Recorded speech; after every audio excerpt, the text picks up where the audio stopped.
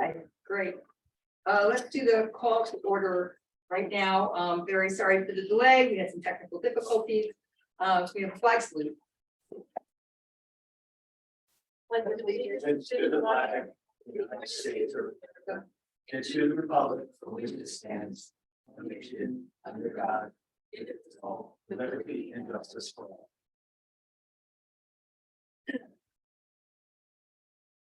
This meeting is called pursuant to the provisions of the Open Public Meetings Law. This meeting of February 27, 2023 was included in a list of meetings noted sent to the Hunterdon County Democrat and Courier News on January 5th, 2023, posted on the bulletin board at Borough Hall on that date, and has remained continuously posted as required.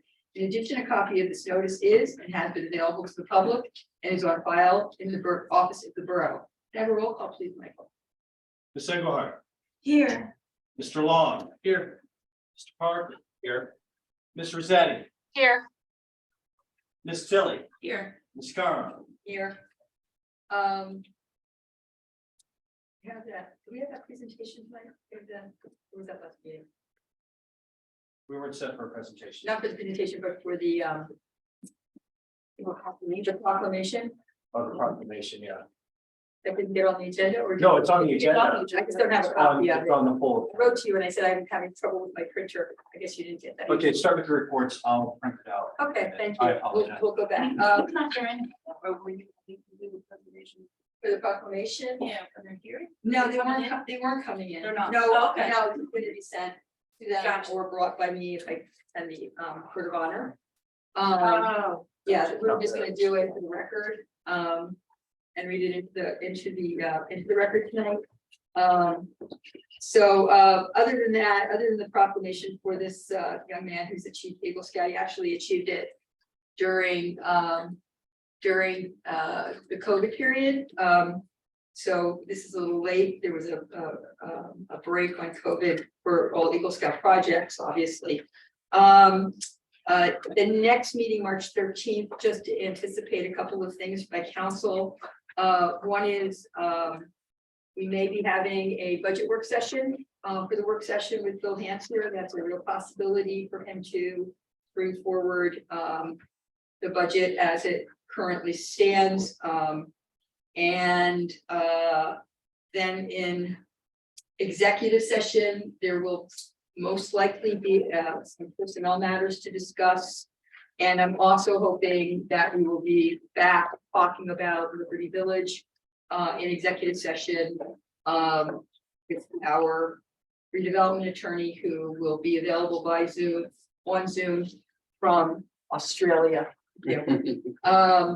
I just also, before I do this proclamation, want to just let the public know, and any council members that might not know, that our clerk administrator, Mr. Humphrey's family is going to be relocating, and he will be leaving us sometime this summer. I am currently working on an advertisement for New Jersey League of Municipalities website, and hope to have something in at the end of the week.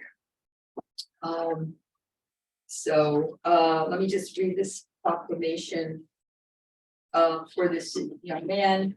This is a proclamation for James J. Banson, the third achieving Eagle Scout.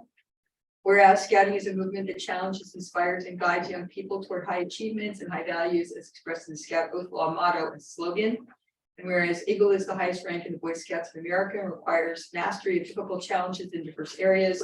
And whereas to become an Eagle Scout requires demonstration of good character and community service. And whereas James J. Benson III has demonstrated a special commitment to the Boy Scouts and has worked with great diligence to successfully complete the requirements for the rank of Eagle. And whereas for the Eagle Scout project, James Benson created 4 cold frame garden boxes for the Flemington Food Pantry vegetable garden, providing shelter for seedlings in the early spring, allowing the pantry to begin preparing for the harvest earlier in the season, and to grow more plants than in previous years. And whereas COVID delayed his review and he was unable to hold an Eagles Court of Honor, and his college schedule makes it difficult to celebrate his remarkable achievement. Now therefore be resolved by the mayor and council of the borough of Flemington that they do hereby congratulate James J. Benson III of Boy Scout Troop 186 on attaining the rank of Eagle Scout. Just for formality, can I have a motion to approve? Tilly will move. One second. All in favor? Aye. Thank you. We'll be sending this on and.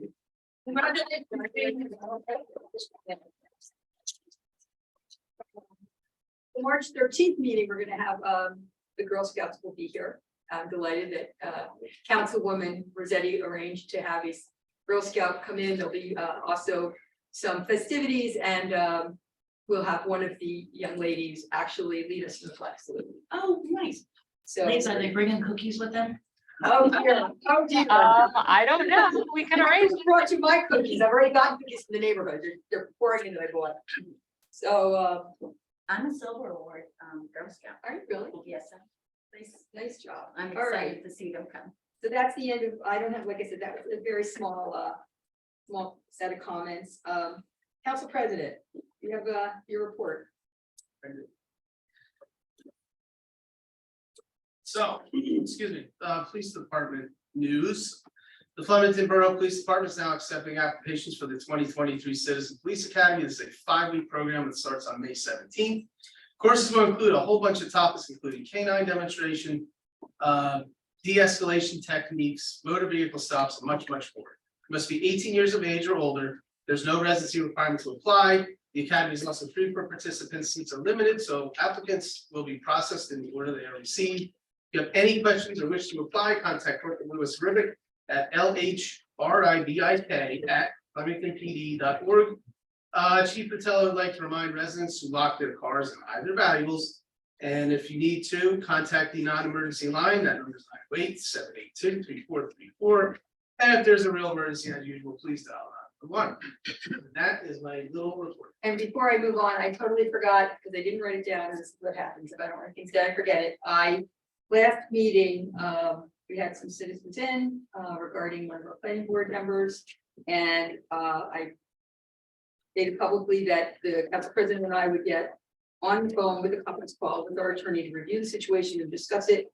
We did do that, and then I forgot to turn this over to our attorney, regarding, the discussion. And, if it's a legal matter, I'd rather have you discuss it than myself. Sure, Marcia, thank you. So as you noted, you and I and Council President, conferenced on this. So with regards to the planning board members, the statute, does, allow for removal, for cause. Vague standard, obviously, leaves for much interpretation.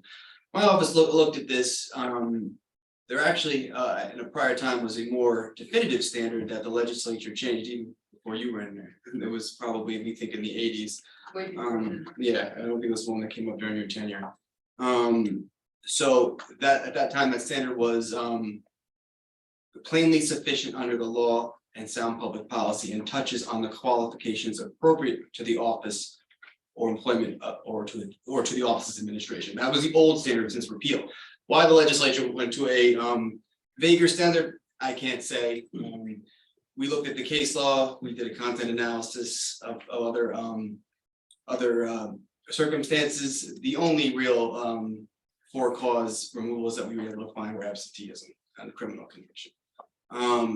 So what does that mean? We look to secondary sources in these circumstances. We've looked at some learned treatises. Examples of for cause include expiration of term, death, resignation, abandonment of office, acceptance of an incompatible office, declaration of insanity, or removal of residence from a required geographic location. Obviously, none of those apply here. So I think that in terms of how the court would view this, statements made prior to an appointment in the social media vector probably would not constitute for cause. I think it would be very, reasonable level of certainty a judge would probably not hold that up. As to that, I think that probably that was what I have to say on that there. I think I captured the essence of our conversation. Council President, please jump in as well. But I think that probably for causes would be more narrowly interpreted than the issue present. Council President. There you go. Yeah, and I'm curious if any other council members would like to weigh in here. So obviously, I'm not an attorney, but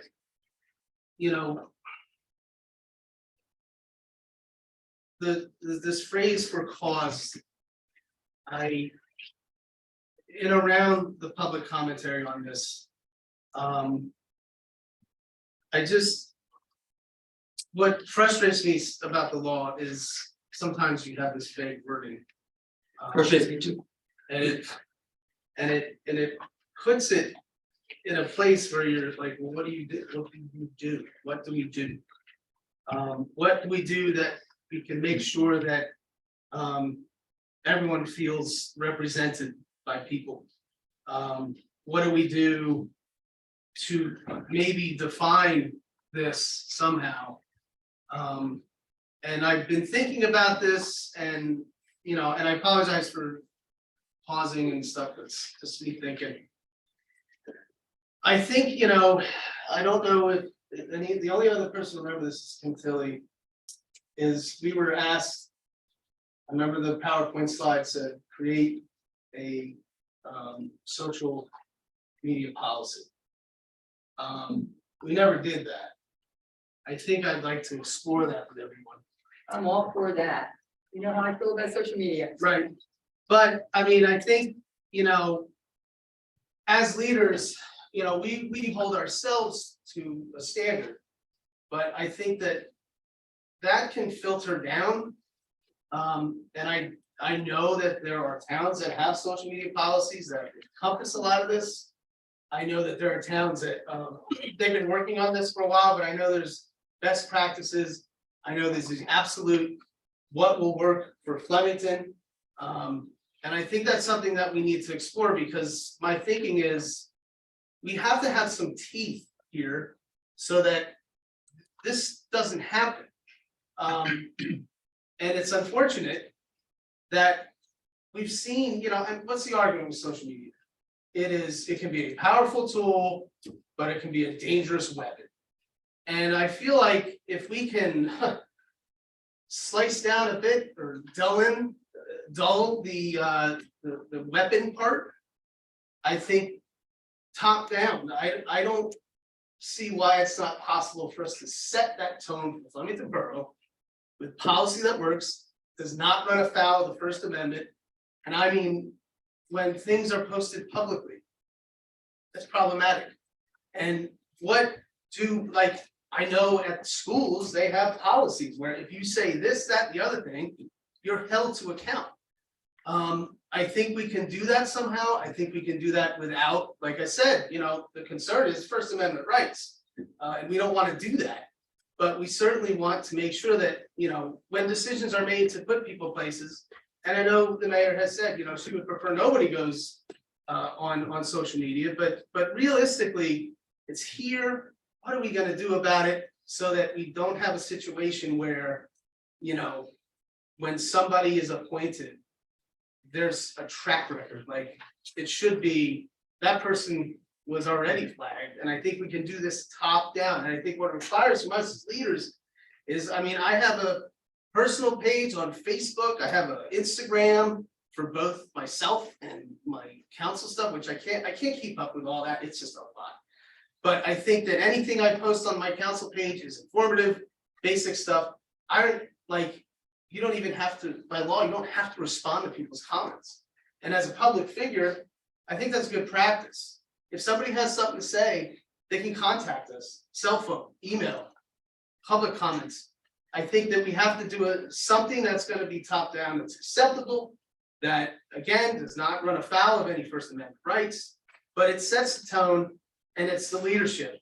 If you're on a committee, if you're on a commission, if you're on the planning board, you're held to account. If you're a potential person to be on one of these things, there's teeth in a policy that will catch you.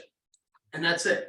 So again, this goes back to the law where with the vague language, that is a point for me that's so frustrating because we could be here forever talking about defining that, unfortunately. So. But I think one of the points you did, I'm sorry, go ahead, Chris. Council President's remarks jogging my memory about another issue we discussed. I will bring that up, Mayor. I think it's on your mind too. If a matter, especially this is particularly relevant for the planning board, but for the council as well, considering the number of redevelopment agreements that you guys are working on. If a matter is pending before the board or the council, I strongly caution a member of said board or said council from commenting about commenting about that matter on social media, because in later litigation, those are gonna become exhibits and they could be damaging, so, But it's not just, I mean, the planning board statutorily, the environmental commission, and under our ordinance, the historical preservation commission. Both opine on planning board site plans. Yes, So true. it's not just the planning board. Oh, it's the environmental commission as well, Right. yes, any of the boards, certainly any of the statutory boards. Right. So in this case, you have a joint board, planning board, the environmental commission is a statutory board in the statute, that board as well. I would probably extend that down to the committees that are created by ordinance, but certainly the ones that are created by statute, because one never knows. I would always encourage caution. The planning board is very caution that anybody opining on. Who has the legal right to weigh in on. Planning board site plans needs to be extremely careful and Yeah, stay off. Karen's Facebook. completely, And. Karen's good attorney and she's said it completely publicly, right. So, you know, I iterated that to the environmental commission. I called the chair of the HPC and asked him to iterate it at the HPC meeting. I don't know if you're not, I haven't got a chance to ask Silly. But, I completely agree with you, Council President, that we should do something. The matter regarding that we asked the attorney to look into, that those allegations of what was said on Facebook, that person was not a member of a board appointed when those comments were made. Since that appointment has been made, he has stayed off of Facebook to his credit. Hopefully, he will always stay off of Facebook. But we have other members of boards and commissions that have not stayed off of Facebook, so. I totally agree. Council Vice President, do you have any comments? I thought that the prior borough attorney wrote a social media plan after we had our weekend training, and because didn't she rewrite the handbook, the employee handbook, and I thought it was included in that. I don't recall that at all. I don't remember that. I don't remember any policies, and it wasn't, it would have been crystal clear with what can be said by people, like I would remember that. Mr. Humphries, is there the handbook that I believe is in your office? You mean the one that's sitting on my dresser at home because I've been reading it? It could be that one. Yeah, check if it's the same. Check to see if it's got a social media policy in it, right? Yeah, I'll by tomorrow morning, I'll give you, Okay. I think. There is a section on social media, social media use in there, but it doesn't look like it's very current. I know, it's a big controversy here about. A former mayor writing stuff in a newsletter that was. Not approved by the political, I don't, something, and there was some policy that was put in regarding that. That was years, I don't. You were elected. I'm So not sure. that's social media once you get in office. That's what you're talking about. I think this is, hold on, this is a little bit different. Here's my take on this.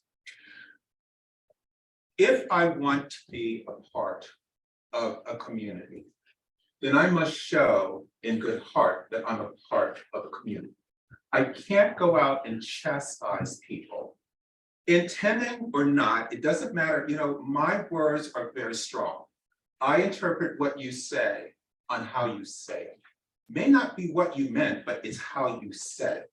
And so the real issue is that the individual, before all of this went down, and you have to kind of think about it and say, well, if they did not serve on this, would they still be doing that? Because that is a habit that's been happening for a long period of time, from what I understand. So it didn't get really corrected. It just got shut down because I want to play in the playground that you're playing in, right? That's totally different. What I would like to have heard is to come in and not defend what you did, but to apologize for what you did and say that it was misinterpreted. And if I offended anyone, I really do apologize, because I do want to be a part of an inclusive community and not an exclusive community. And I think that's what this is about. It has nothing to do with whether it's social media and we write this. I do agree that we need to do that. But, you know, when I go for a job, you know what the first thing they do? They check to see if I'm on social media. They check to see what I have written on social media, and I may not get that job depending on what I've said. I mean, I do that when I hire people. I have people go in and look at everything about that person, because I want to make sure that that person can be a part of the team. That's what I want. So that, when I go for a security clearance, they check my social media, they check everything before I can even get a clearance. So the point of it is, I hear what you're saying about the law, but that's a little shaky to me, because if you go for certain certifications, if you go for certain security clearances, if you go for certain jobs, you're hit with that. So I'm struggling with this. It is what it is, but I think what this town, this borough, this council, this community needs is to say, we will not accept anyone who goes on and talks about other people, other genders, other religions, other whatever. Because, you know, at the end of the day, excuse my French, I really don't give a shit. I really don't. I don't care about what people have to say. What I care about is the content of people's character. That's what counts. That's what counts. And I think that's where everybody is having a hard time with, is because of the content and character. Now, whether that person steps off, whether we push them off, that's on, you know, that's neither here nor there. I just would like to have heard that that person heard what the community was saying, and not try to retaliate by words and say, well, you're doing this, but by saying, I'm sorry, but you misinterpreted and you're right. I should have done this, this, and this, and I didn't do that. So there's no ownership. If there's no ownership, people are not to change. That's the bottom line. That's my comment. They've got, if you don't own it, you're not going to change. Just not going to do it. So that's my. Okay. Anything else on the subject? Yeah, I think Liz does. And Yeah, I just wanted to add Can on we get the to, microphone on the, hold on a second, Liz. That's as far as I can go, Can we move unfortunately. the laptop then? Because I can't hear that. She's struggling. Does Oh, that no. help? Thank you. The microphone is down near the keyboard. The microphone is down near. Just move the microphone down a little bit further. Yeah, there you go. Try that, Liz. is that better? A little bit. Little bit. I'll try to project. I would just like to echo Tony, for sure hit the nail on the head. I think that even though those comments have stopped, it does speak to this person's character. Moving forward, in terms of maybe our legal counsel, I'd like some advice. If we can't do anything to change the situation, is there any recourse that people in our community have if they feel that they're being mistreated based on this history of bias with this person? If there's ever a situation where they have to weigh in on a vote where someone feels like maybe they're being targeted due to their gender orientation, anything, what would be the recourse? What is the next step to make sure that all our community members feel safe and equally treated? The courts are always open to any resident who feels they've been mistreated. So my answer to that question would be the Superior Court.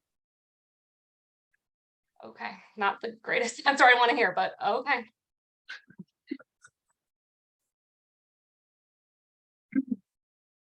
Anybody else? Yeah, I'm gonna put the camera down. sorry. Thanks. Is that better? All right. Thank you. Of course, not moving. Okay, first of all, I want to just reflect on what Chris said about applications in general, whether it's things that are being discussed here or on planning board. One of the things that we do on planning board regularly and have for years is when the first public comments comes up, it's specifically, do you have any public comments on things that are not on the agenda tonight? And that's the rule. And we have always kind of backed that rule up with the way people on the planning board should act, and that you don't discuss active projects, you don't discuss active application. So yeah, that's something that I believe is even in our bylaws, but I'd have to check, and if it's not, maybe we should amend them. I think one of our committees is actually looking at amending our bylaws, so maybe we'll recommend that we just strengthen those words if they're not already on the planning board. And I, recommend to any of the other reporting commissions as well. I'm just gonna piggyback on a couple notes. I didn't know we were gonna discuss this tonight, so I wanted to just piggyback on a couple things that both Jeremy and Tony said. I appreciate that, that Jeremy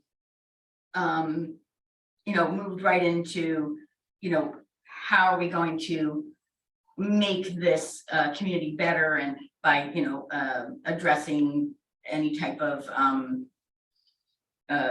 social media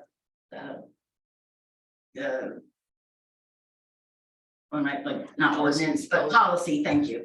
And that's definitely important.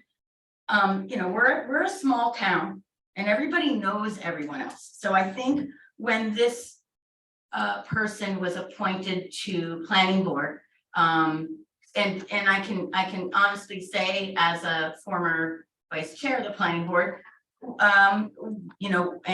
we knew that the mayor has complete choice as to who they are to appoint, and we respected that. And in fact, privately, the chair and vice chair said, we're going to work with anyone.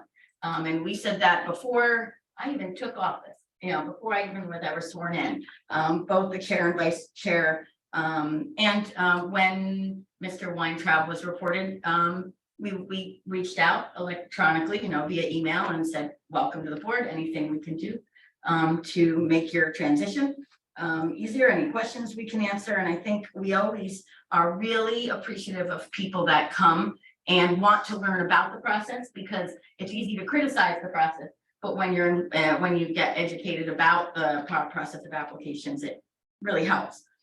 I think what we're missing here, though, is everybody, like I said, knows everybody in town. And well, okay, I'm sorry. Okay.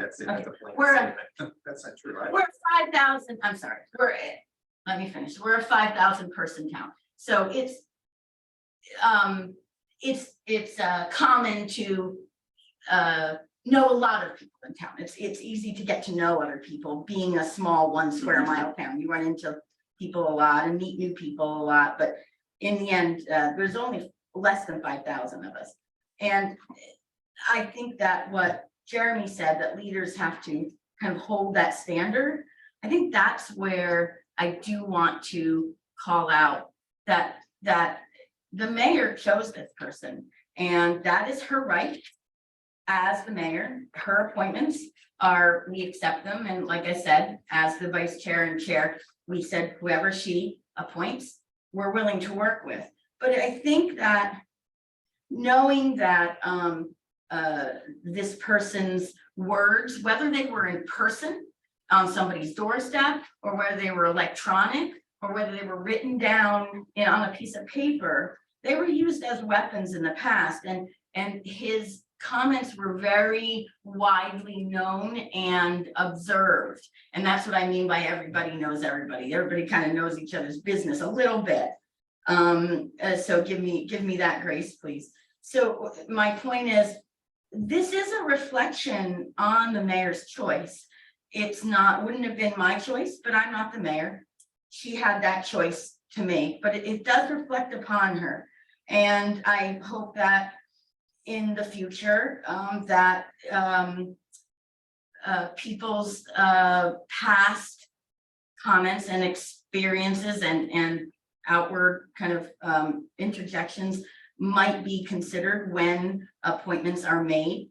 I think social media is a very important communication tool. A lot of people depend upon it for their communications. A lot of businesses in this town depend upon it, as well as non-for-profits, to get their messages across. So there is a good use for it. And I want to make sure that's reflected in whatever policies we bring forward in the future. I guess that's all I have to say.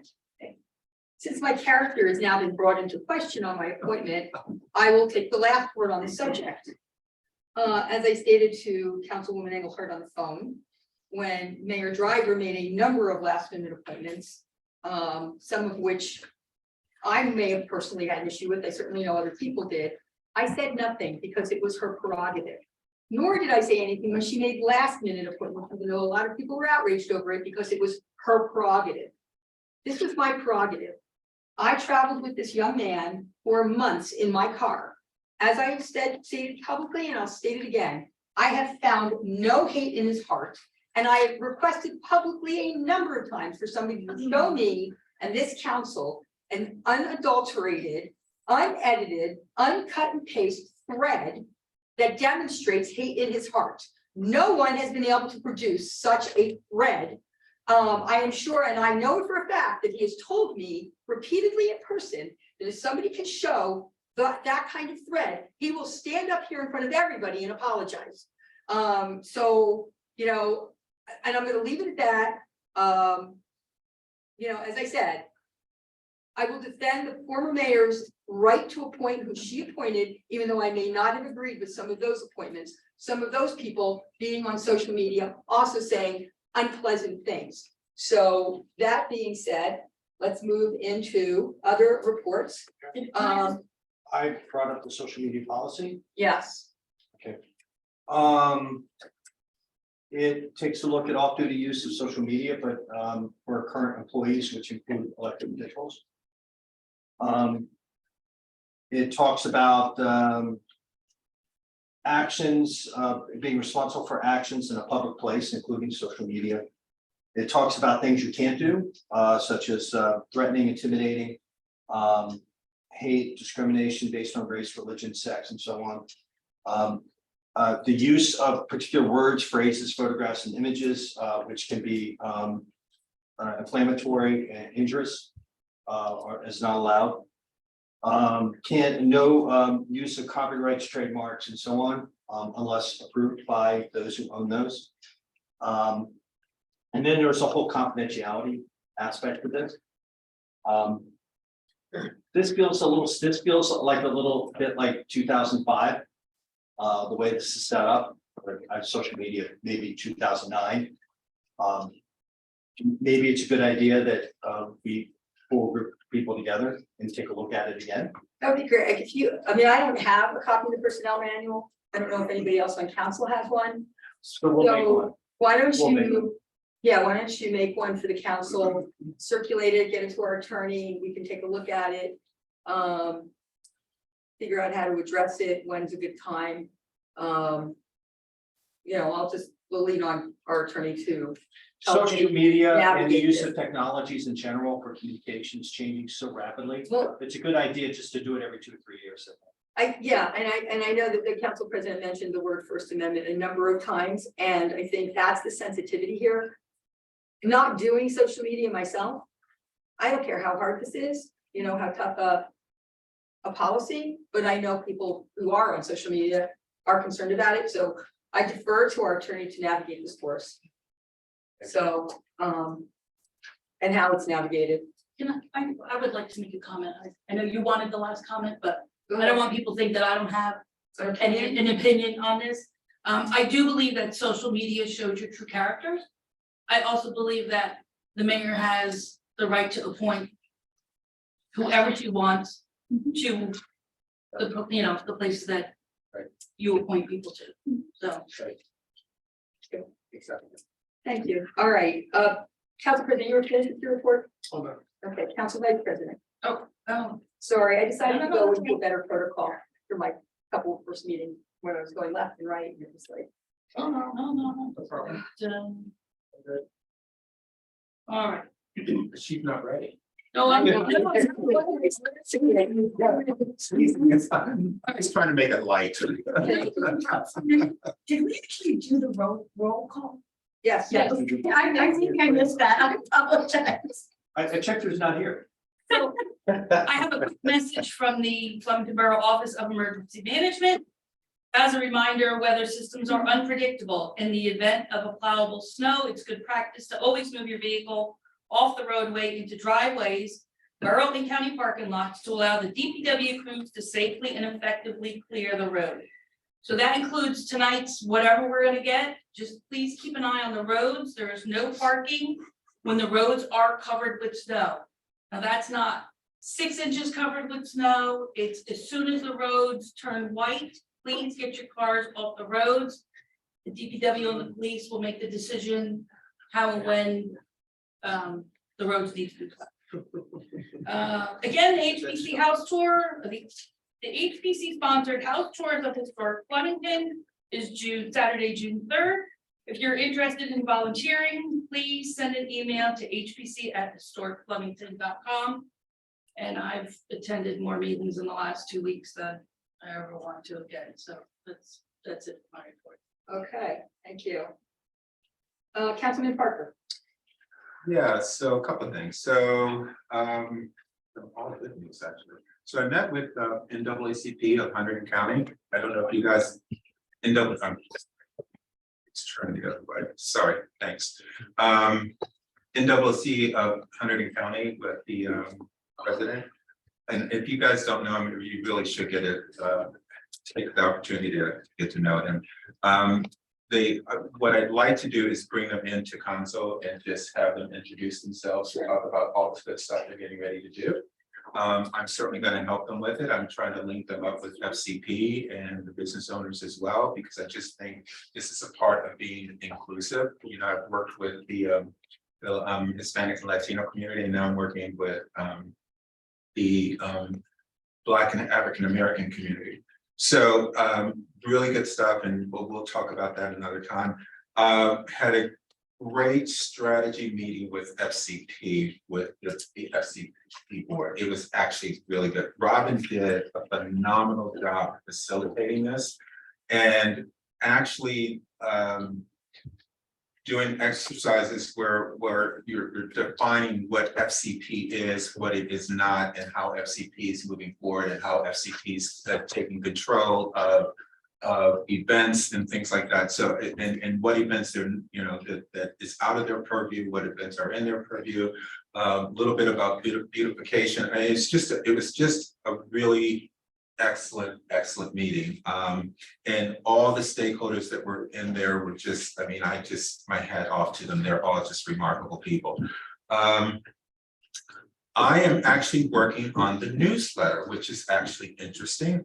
I met with LPI, which we'll talk about. And we are going to look at doing go do the printing of the newsletter and help us with the advertising to get advertisers in, so there's no cost to the borough to do this newsletter. So we'll start off with a quarterly newsletter, probably about 12 pages, but we'll see. And what I'd like to do is get all departments involved, something from the mayor, something from the president of the council, something from the administrator, DPW, historic preservation, like everybody. I'd like everybody to have a say-so and have something to report on.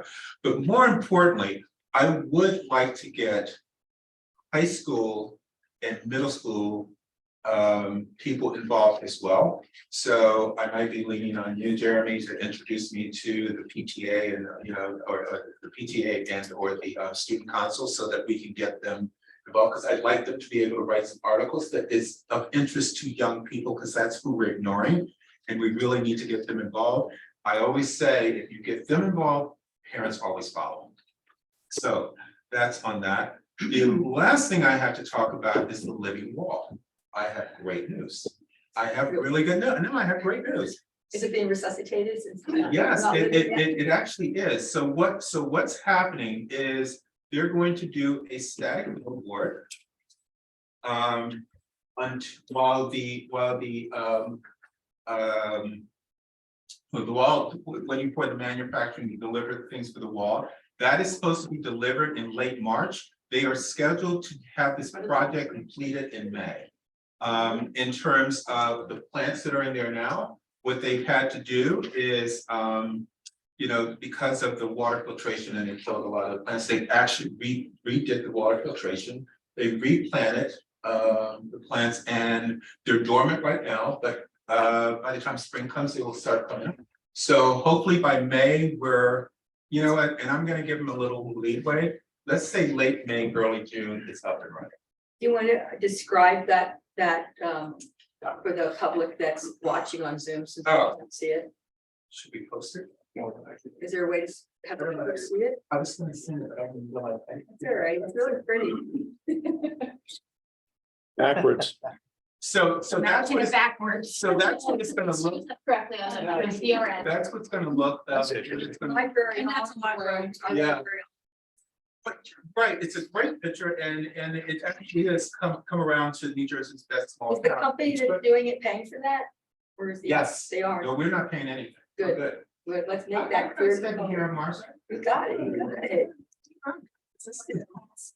To me, I got it. Thank you. It looks great. I love the picture of the library. Right, and I just think the good news is that by end of May, beginning of June, the wall is alive, and it's actually gonna be functional, so. that's all. All right. Yeah. Great. That's it for me. Thank you, Councilman. Councilwoman Engelhardt. Okay, thank you. So first of all, we have a planning board meeting tomorrow night, 7 p.m. right here. See you all again tomorrow. We've got a pretty light agenda with the Dolce resolution that's being finalized. The cannabis ordinances that were previously presented here, we'll be hearing those. And the subcommittee report that the mayor and I both sit on in order to start moving some of the recommendations that we made last year on the updated master plan, as well as many recommendations that we've made in previous years. The subcommittee met, and I think the mayor would probably agree with me. So I thought it was a pretty exciting meeting. We had a lot of great kind of first. We had a lot of productive talk, and we're having another meeting again this week. So I'm hoping that we can soon start seeing the fruits of our labor and start seeing some of those ordinances coming up the pipe and then back down again. So that's planning board. Parks and Rec, I've been, working on that community energy planning grant, which I don't know why the word energy is in there, but it's a planning grant that former council woman Hand procured last year and been following up with that. And we're having a meeting in March about it. The Sustainable Jersey person reached out to us about having we had already planned a March meeting 3 months from the last meeting we had, and looking forward to giving you an update on that. They were so impressed with Councilwoman Hand's previous work on this that they actually invited us to speak in June about the process. And so hopefully I can do her do her good and keep the progress going, because that was a really flattering. That email came in just a couple days ago. I don't want to step on Liz's toes with the schools, but since we're a little hard of hearing, I'll everybody knows we have simultaneous meetings to the Board of Ed, so we're always kind of 2 weeks behind on some of the information. But I did the mayor was nice enough to forward me some information on grants for local athletics, the youth athletic team. So I did forward those on to the FRSD superintendent, as well as copied the FRSD principal and vice principal. I also reached out to the local baseball non-for-profit, as well as Girls on the Run, which works through Ripis. So that's why I reached out to Ripis, is because Girls on the Run is through Ripis. They've been beneficiaries of that grant that you sent. It's just $1,000 grant, but every little bit helps. So hopefully that will help them. So thank you for letting us know about that.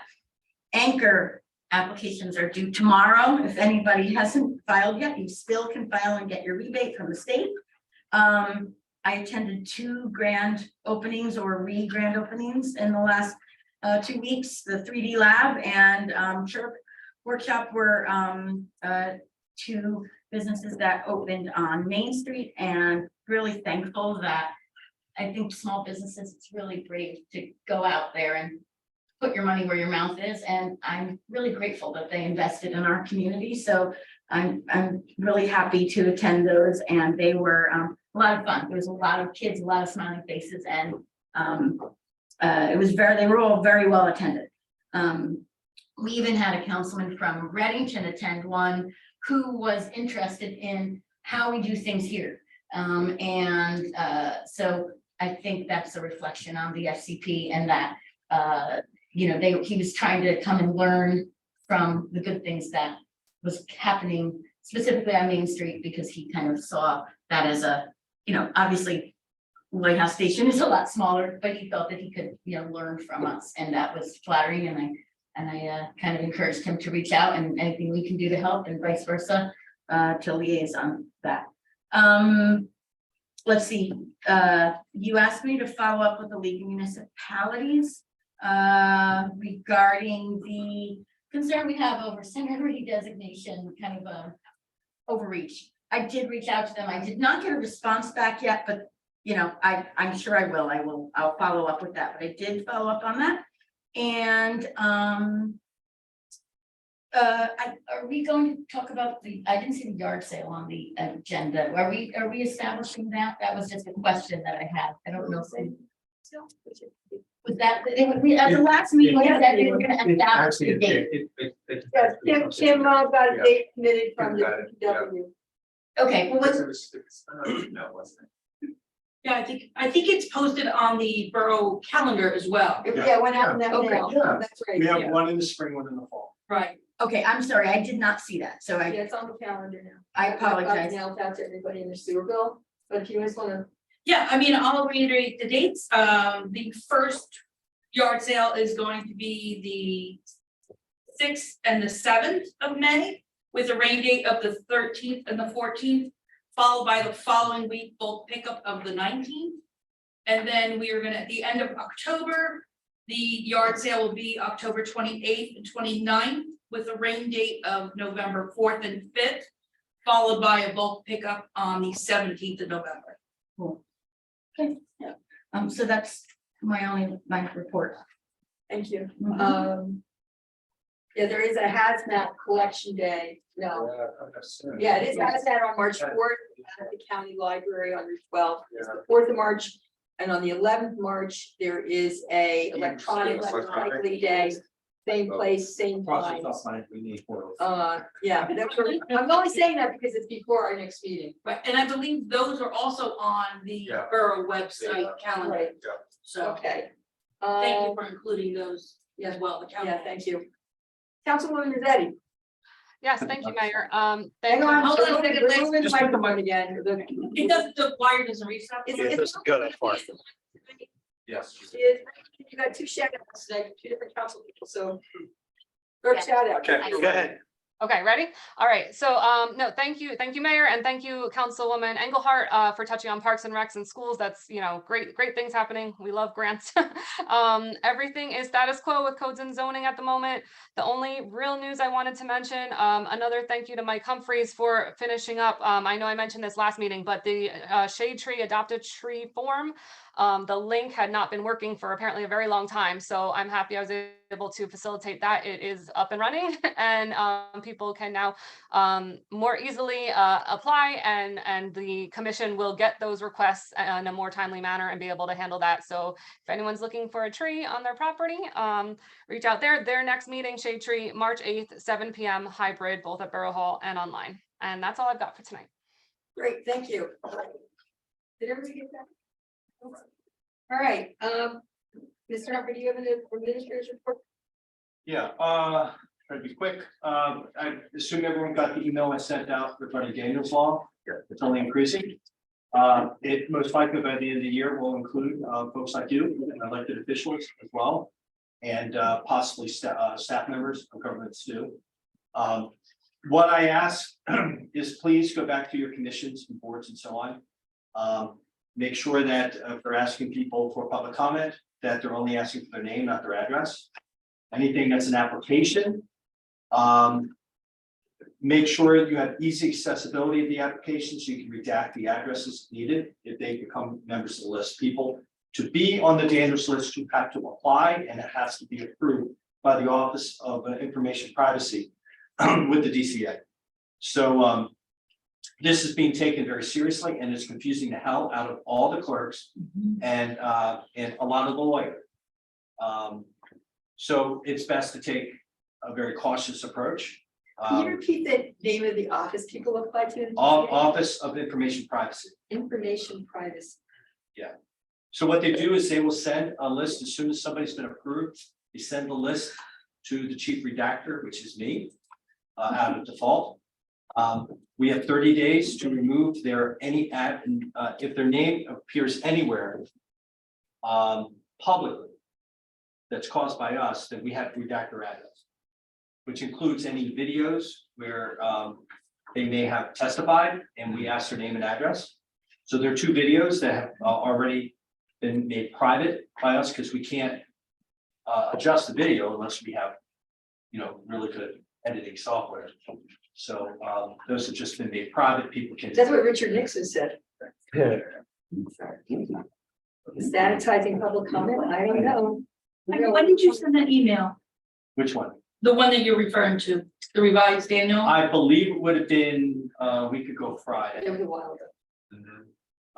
It was after I attended Hunter County Clerks Association meeting where we had a pretty lively briefing on that. Yeah. I just want I want to give you just an idea here. If Wells Fargo, the way they pay mortgages is they'll extract the data from our system. They'll attach it to codes and dollar figures and then send it back. If any of those in sending it back has no address involved, they'll not only reject that one payment, they'll reject all the payments and then send it all the way back to Wells Fargo. So it's going to cause a problem regarding tax payments and tremendous amounts of more work with tax collectors' offices. It's a horror story. Okay, we've applied for a county grant. This is, keep our fingers crossed that we're going to get some significant money for 200 Main Street in our OEM office. We've applied for generator, emergency egress out of the parking lot, a ADA compliant bathroom in the lobby. To help us to do the design for phase 2. So then we can have accurate figures for that. IT work and some technology for the OEM office. Statewide insurance is also offering a grant. It's a safety grant. I forget the exact figure, but I think it's in the area of like between $22,000 and $25,000. Our director of Office of Emergency Management is working on that right now. What may need to happen is that we may need to start doing safety seminars again, which would include both staff and possibly members of the governing body. I'll give you an update on that. Is that what the grant's for? No, but to get the grant, you have to participate in the safety programs. So I'll give you more information at the next meeting. Not necessarily that thing. Okay, go ahead. I also, even though I didn't attend, I gave a lot of guidance to people who did attend the liquor license reform meeting in Clinton with the governor and members of the Assembly and Senate. And this looks like there is a real possibility that we're finally going to see some liquor license reform. Yeah, Amazing. So by the end of the year, right? Yeah. What he's saying, by the end of the year. yeah, it's going to take a lot of pain with some current liquor license holders, and it's going to take a whole adjustment point of view from the state of New Jersey government, especially alcohol beverage control. But I think that there's finally political will to get this done. Yeah. And I'm done there. Thank you. Okay, we're up to public comment session number 1.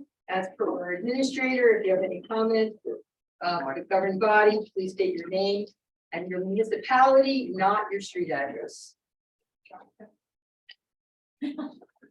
Hi, thank you.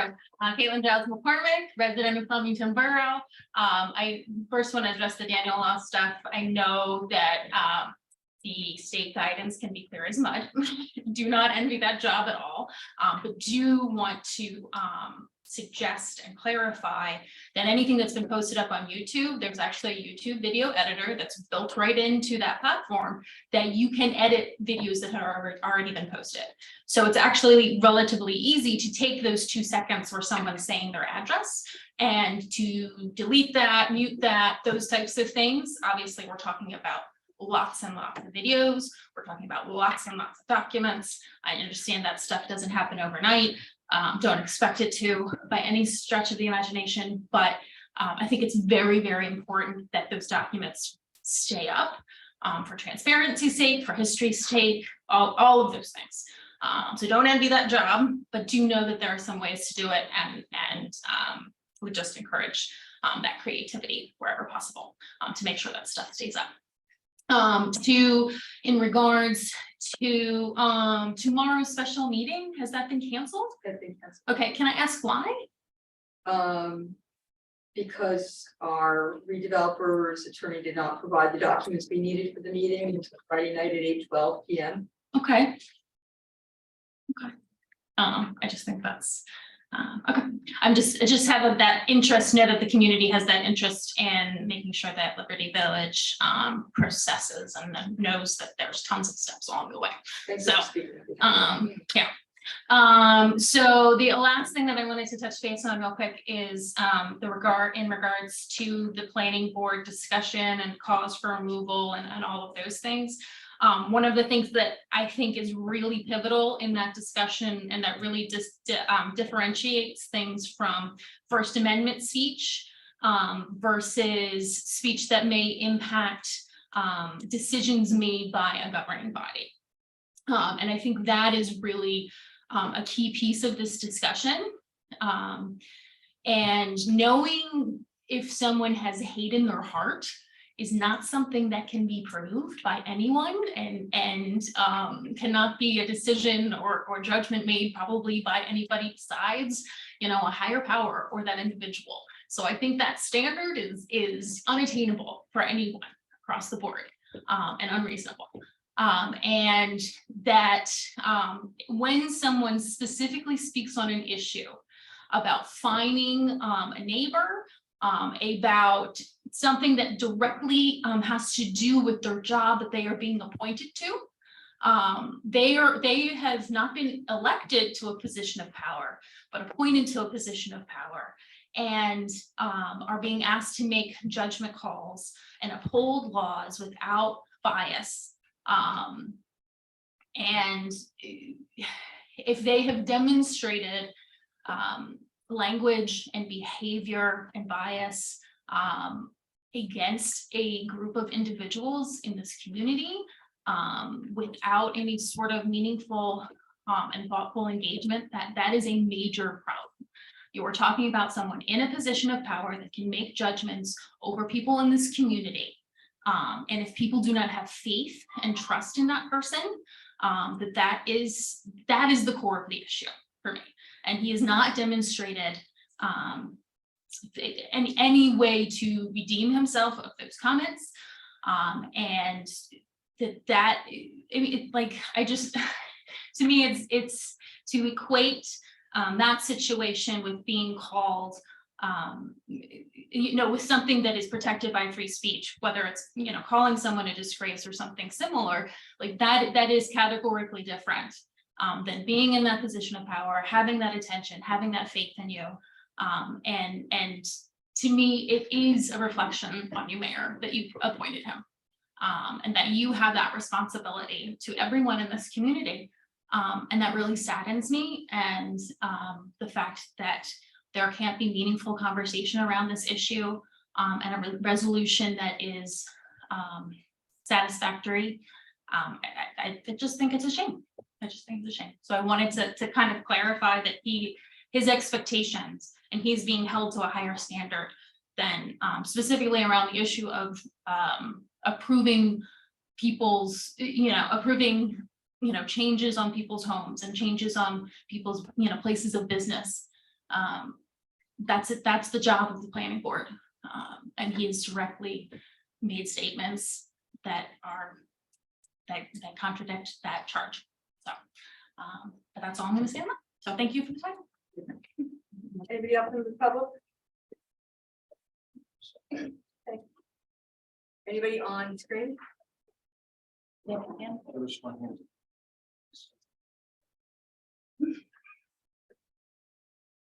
So Adrian? Yes, this is Adrian Pusaro. Do this again, okay. All right, I got this. Are you ready? Not yet. Okay, we're Try ready. now. Okay, this is Adrian Fusaro of Flemington Borough. And Mr. Humphries, understanding that you may have insight as to changes or amendments to Daniel's law. But one of my concerns is I would love to give my address because I'm not a covered person. The covered people under this, as the law is written today, that was signed by Governor Murphy, protects the personal information of active or retired judges, prosecutors, law enforcement officers, and their immediate family members. Government agencies, individuals, and businesses are prohibited from publishing the home address and telephone number of individuals who request protection under Daniel's law. I'd just like to address the fact that I want to make absolutely certain as a resident in this borough that we are not removing documents, videos, public records of anything until we have absolute clarity on what the changes are that are coming to the law. If you could potentially post that on the website or make that available to the public, I think it would be helpful. Again, it's about clarity for the public and making sure that we all have an ability to reach out to past documents, conversations, agreements, meetings to understand what the context of words said were. That was my first item. My next item, and I think it's kind of it's a state of emergency in regards to the franchise. There has been some discussion of consolidating polling locations within the borough and voting rights. Say that again. Can you Consolidation of building locations within the borough. Oh, consolidation of voting Missed that word. locations. Sorry, didn't hear it either. Okay, so polling locations, the franchise. Voting rights is something very dear to my heart and to my family. And I don't know what the what our local government is doing to ensure that all three of our precincts are available for the primaries. And if anything could be done to give the public information as it's coming through so that we can prepare and make sure that we get souls to the polls and to the right location. If it's farther up the road than what some of the old folks in my neighborhood are used to walking down to the library, it's going to be a little bit further for them. So we need to make sure that if indeed that's happening, we get that communicated quickly and that people can exercise the franchise in a way that is convenient to them. And then finally, just my last comment, it's a quote from Karl Popper. And he said, if we are not prepared to defend a tolerant society against the onslaught of the intolerant, then the tolerant will be destroyed and tolerance with them. That's my only comment tonight. Thank you. Adrian, can you hang on? Can I ask her? Yeah, go ahead. Adrian, this is Kim Tilly. Yes, I Where got did you. you hear that the polling places were gonna be consolidated? This is the first I'm hearing of it. Okay, so there is some discussion about, because there were troubles with the with voting, some of our voting machines in and of themselves, there were issues during the last election. There has been some chitter chatter in the community that consolidation could take place. I'm sorry, there's And I- been chitter chatter where? In the community that this may be taking place. So if not, that's great, but if it is happening, I think that our council needs to make sure that. I'll Our personally county call the clerk. Board of Elections tomorrow. Thank you so much, Ms. Tilly. I greatly appreciate that. Yeah, well, that was the mayor. Ms. Carroll. that said she was Oh, gonna you, Mark, call. okay, I'm sorry. I can't quite see who's talking and when. Thank you, Mayor. No, I That's okay, it's all appreciate it. good. We're having trouble hearing you, so it's okay if you have trouble identifying us, it's fine. But just Okay. hang on, Adrian, too, because Michael Humphries wants to comment on this as well. Hi, Okay. Adrian. Yeah, thank you for that question. As the clerk, I'm also in charge of running the elections in the borough. As of this year, we are sticking to 3 poll locations. But as Wonderful. right now, also, the library will be moved to the Chamber of Commerce. Is that done deal? That was determined. Hmm. So we were When supposed was, to, didn't, I so. was- But in any event, they're moving away from the library because they had issues regarding parking. There's more parking available at the Chamber of Commerce. The Oh, I parking, remember you telling me there was a parking issue the there. the parking is not a fantastic thing because they only have 1 lane back and forth from the parking lot. And second, they feel very uncomfortable shutting down the library for a day. I don't necessarily agree with either of those. There was discussion last year about consolidating everything to the Chamber of Commerce. And That- that would be a disaster. yeah, and that It's was a total disaster. that was pushed back incredibly harshly. And they've retreated from that. Excellent. But they're not happy that one of the polling locations is a church. The other is the actual municipal building where elected officials can come and go. So I think this is going to be an ongoing conversation. I don't think the consolidation is going to happen, but I would not be surprised if we start exploring alternative locations. Not us, but the Board of Well, Education. the clerk, Board of the Elections. municipal clerk has the right to put in locations under the law to the board of Yes. elections, so perhaps we should talk to maybe Rufus as a possibility, or look, we could talk about potential locations, but you know, a lot of, I know in Raritan Township, there's a lot of polling places and stuff.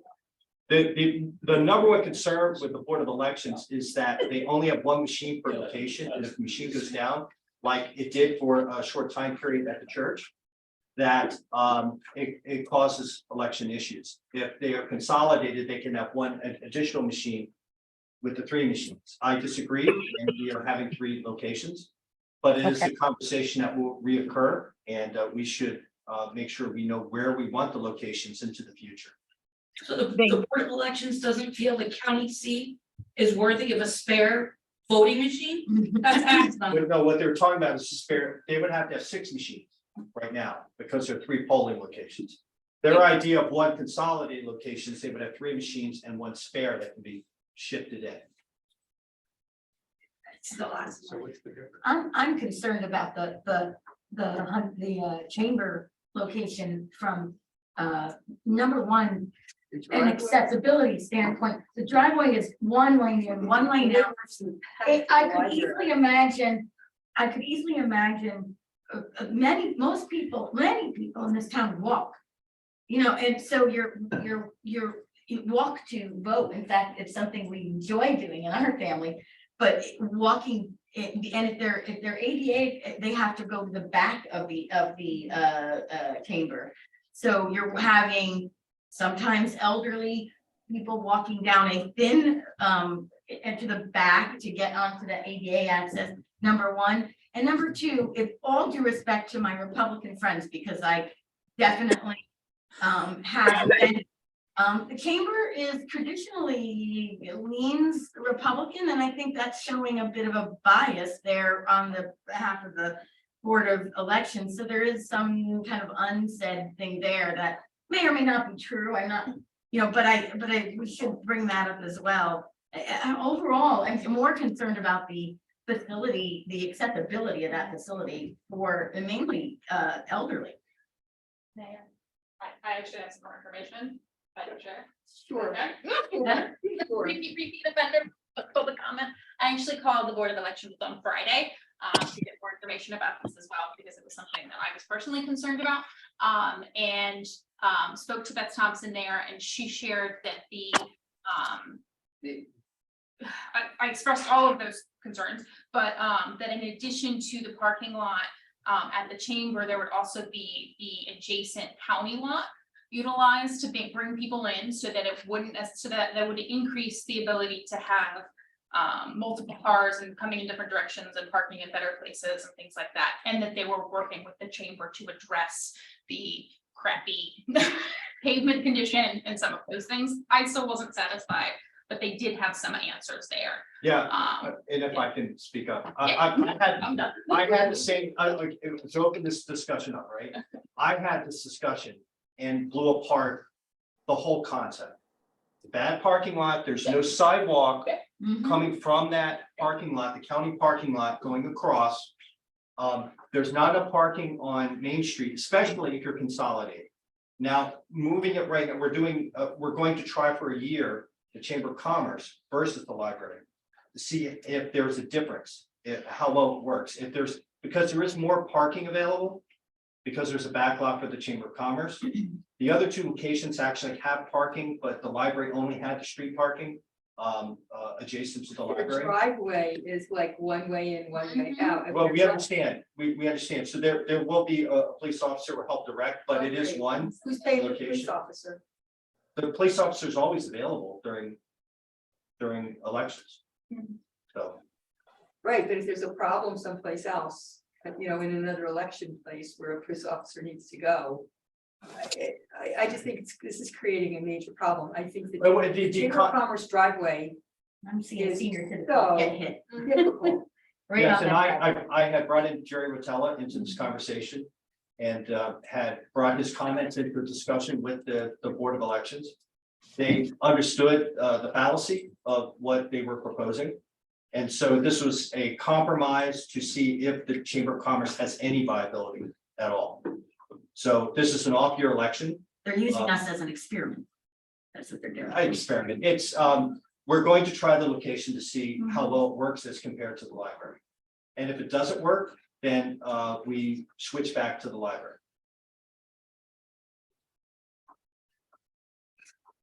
That's it for me. Holy cow. Okay. Okay, But I just said, you can imagine my surprise when they were saying they wanted to put all three precincts in the Chamber of Commerce and already had the agreement of Chris Phelan. okay, we'll keep exploring this. All right, anybody else from I guess I see no other hands, so I can't really see anything, I don't know what I'm looking at, but that's okay. Approval of minutes, can I have a motion to approve the minutes of January 23rd, 2023, please? Is there a second? Hold on a second. And roll call, please. Ms. Engelhardt, Yes. Mr. Long, Yes. Mr. Parker, Yes. Ms. Rosetti. Yes. I think you would be yes. Yes, okay, Yes. sorry. Ms. Tilly. Yes. And then, Michael, we just need to boot Adrian onto the 11. Oh, I'm sorry.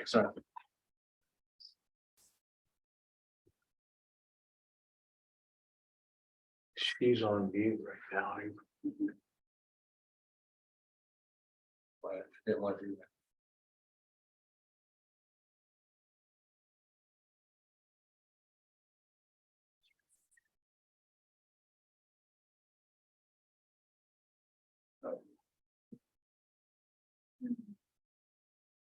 Thank you. All right, under consent agenda.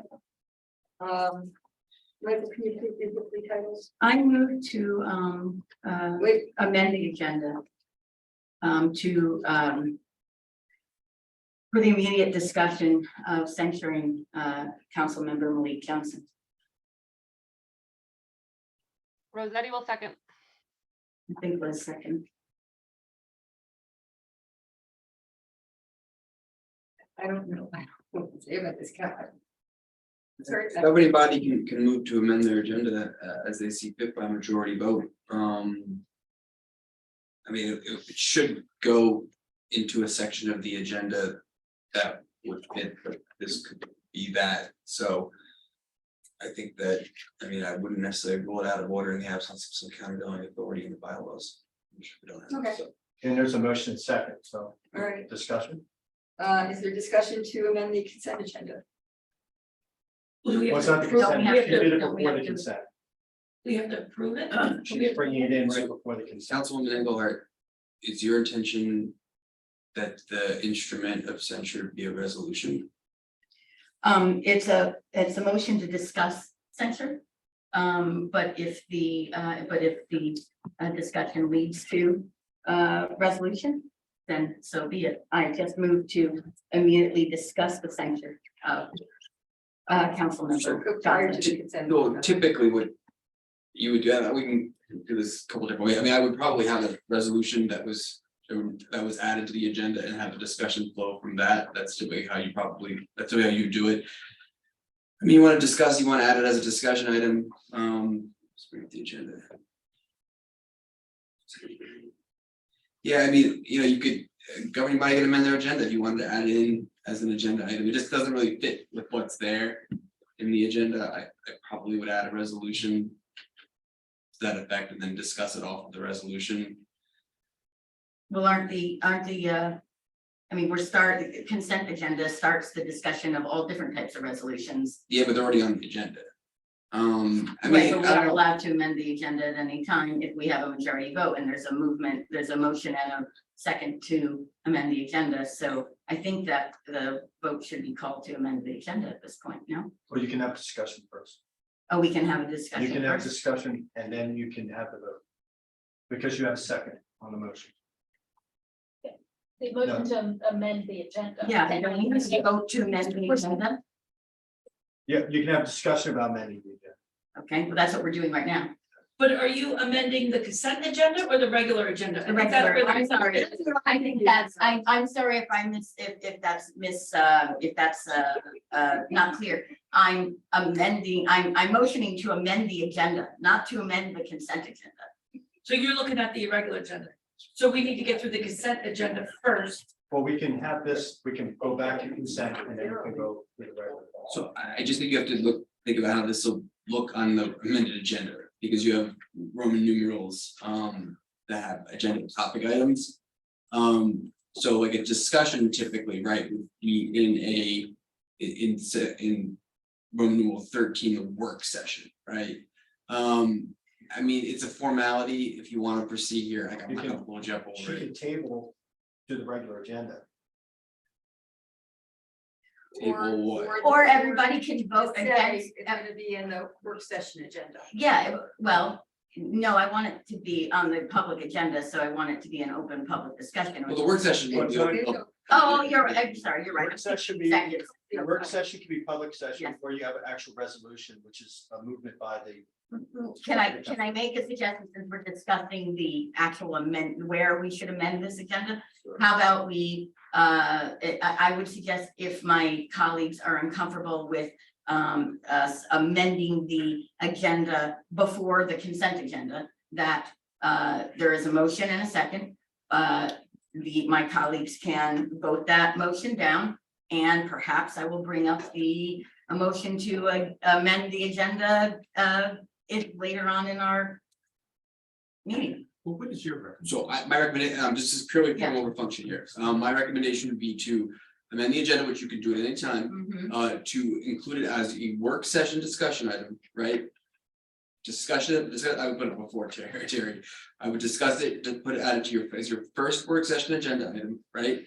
If you decide to proceed with the effort, then you could then amend the agenda again to add it back into your regular agenda as a resolution, if you want to take action. If the result of the discussion was that no action is to be taken, then you don't have to amend again.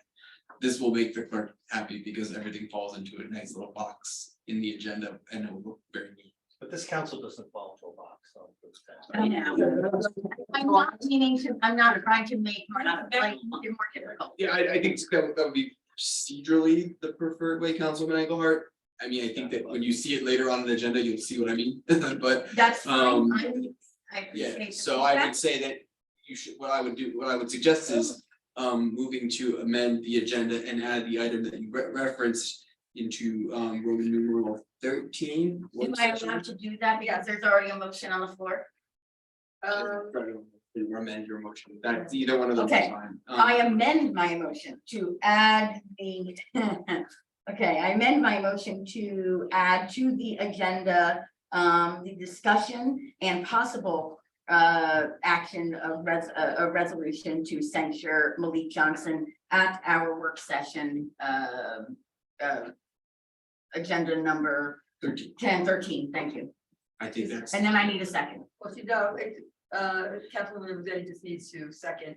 per the amendment? I will second the amendment. All right, so is there any other discussion on this?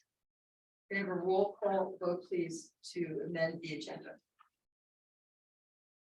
Ms. Engelhardt, Yes. Mr. Long, Yes. Mr. Parker, Yes. Ms. Rosetti, Yes. Ms. Tilly. Yes. Okay, so this has been moved onto the work session, Correct. and we'll put it on as the first item for the work Correct. session. Thank you. That's what I do. As the first item, or can we do it after Terry leaves? I think, thinking about Terry, I would probably put it on the first item. Yeah, because he's got a long. Oh, drive. wait, sorry, I flipped it. You could decide, Councilman Engelhardt. You'll be paying Terry as a driver. So we're not gonna pay Terry to sit through that Yeah, yeah. conversation. I think, yeah, I don't really, it's purely. I'm all for getting on the road early. You have my support. So I said it wrong when I flipped it, but yes, that's. All right, accurate. before I get on to having the administrator clerk read the consent agenda, anybody else wanna like jump in and surprise me? I'm sorry for the surprise. That's okay. No, it's fine. It's fine. I just wasn't expecting that. So consent agenda, please. Sure, all three consent agendas are raffle licenses. I know these are controversial items. Resolution 2023-71 raffle license for St. Magdalene Church for April 28, 2023 and May 25th, 2023. Resolution 2023-74 raffle license for the Flemington Fire Department for April 18th, 2023. And resolution 2023-75 raffle license for the Flemington Falcons Football Association for March 30th, 2023. Great. Anybody want any of these resolutions pulled from the consent agenda? No. Can I have a motion, please? Tilly will. For a second? Purpose second. Roll call, please. Ms. Engelhardt? Yes. Mr. Long? Yes. Mr. Parker? Yes. Ms. Rosetti? Yes. Ms. Tilly? Yes. Passed. Thank you. We have several public hearings tonight. The first one is on ordinance 2023-5, amending chapter 7A, section 7A6A.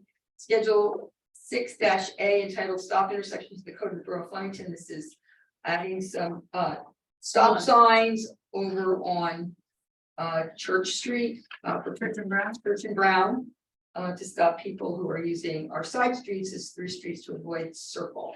Tilly will. To open the public. Thank you. Is there a second? Long the second. The public hearing is now open. If you have any comments, please come forward from the public or raise your hand. And again, you don't need an address, just your name and your municipality. But they have the option to give their address if they want. If they want, sure, they can. It'll just make Michael older and more cray. That's not possible. Seeing nobody from the public, right? I don't see any hands.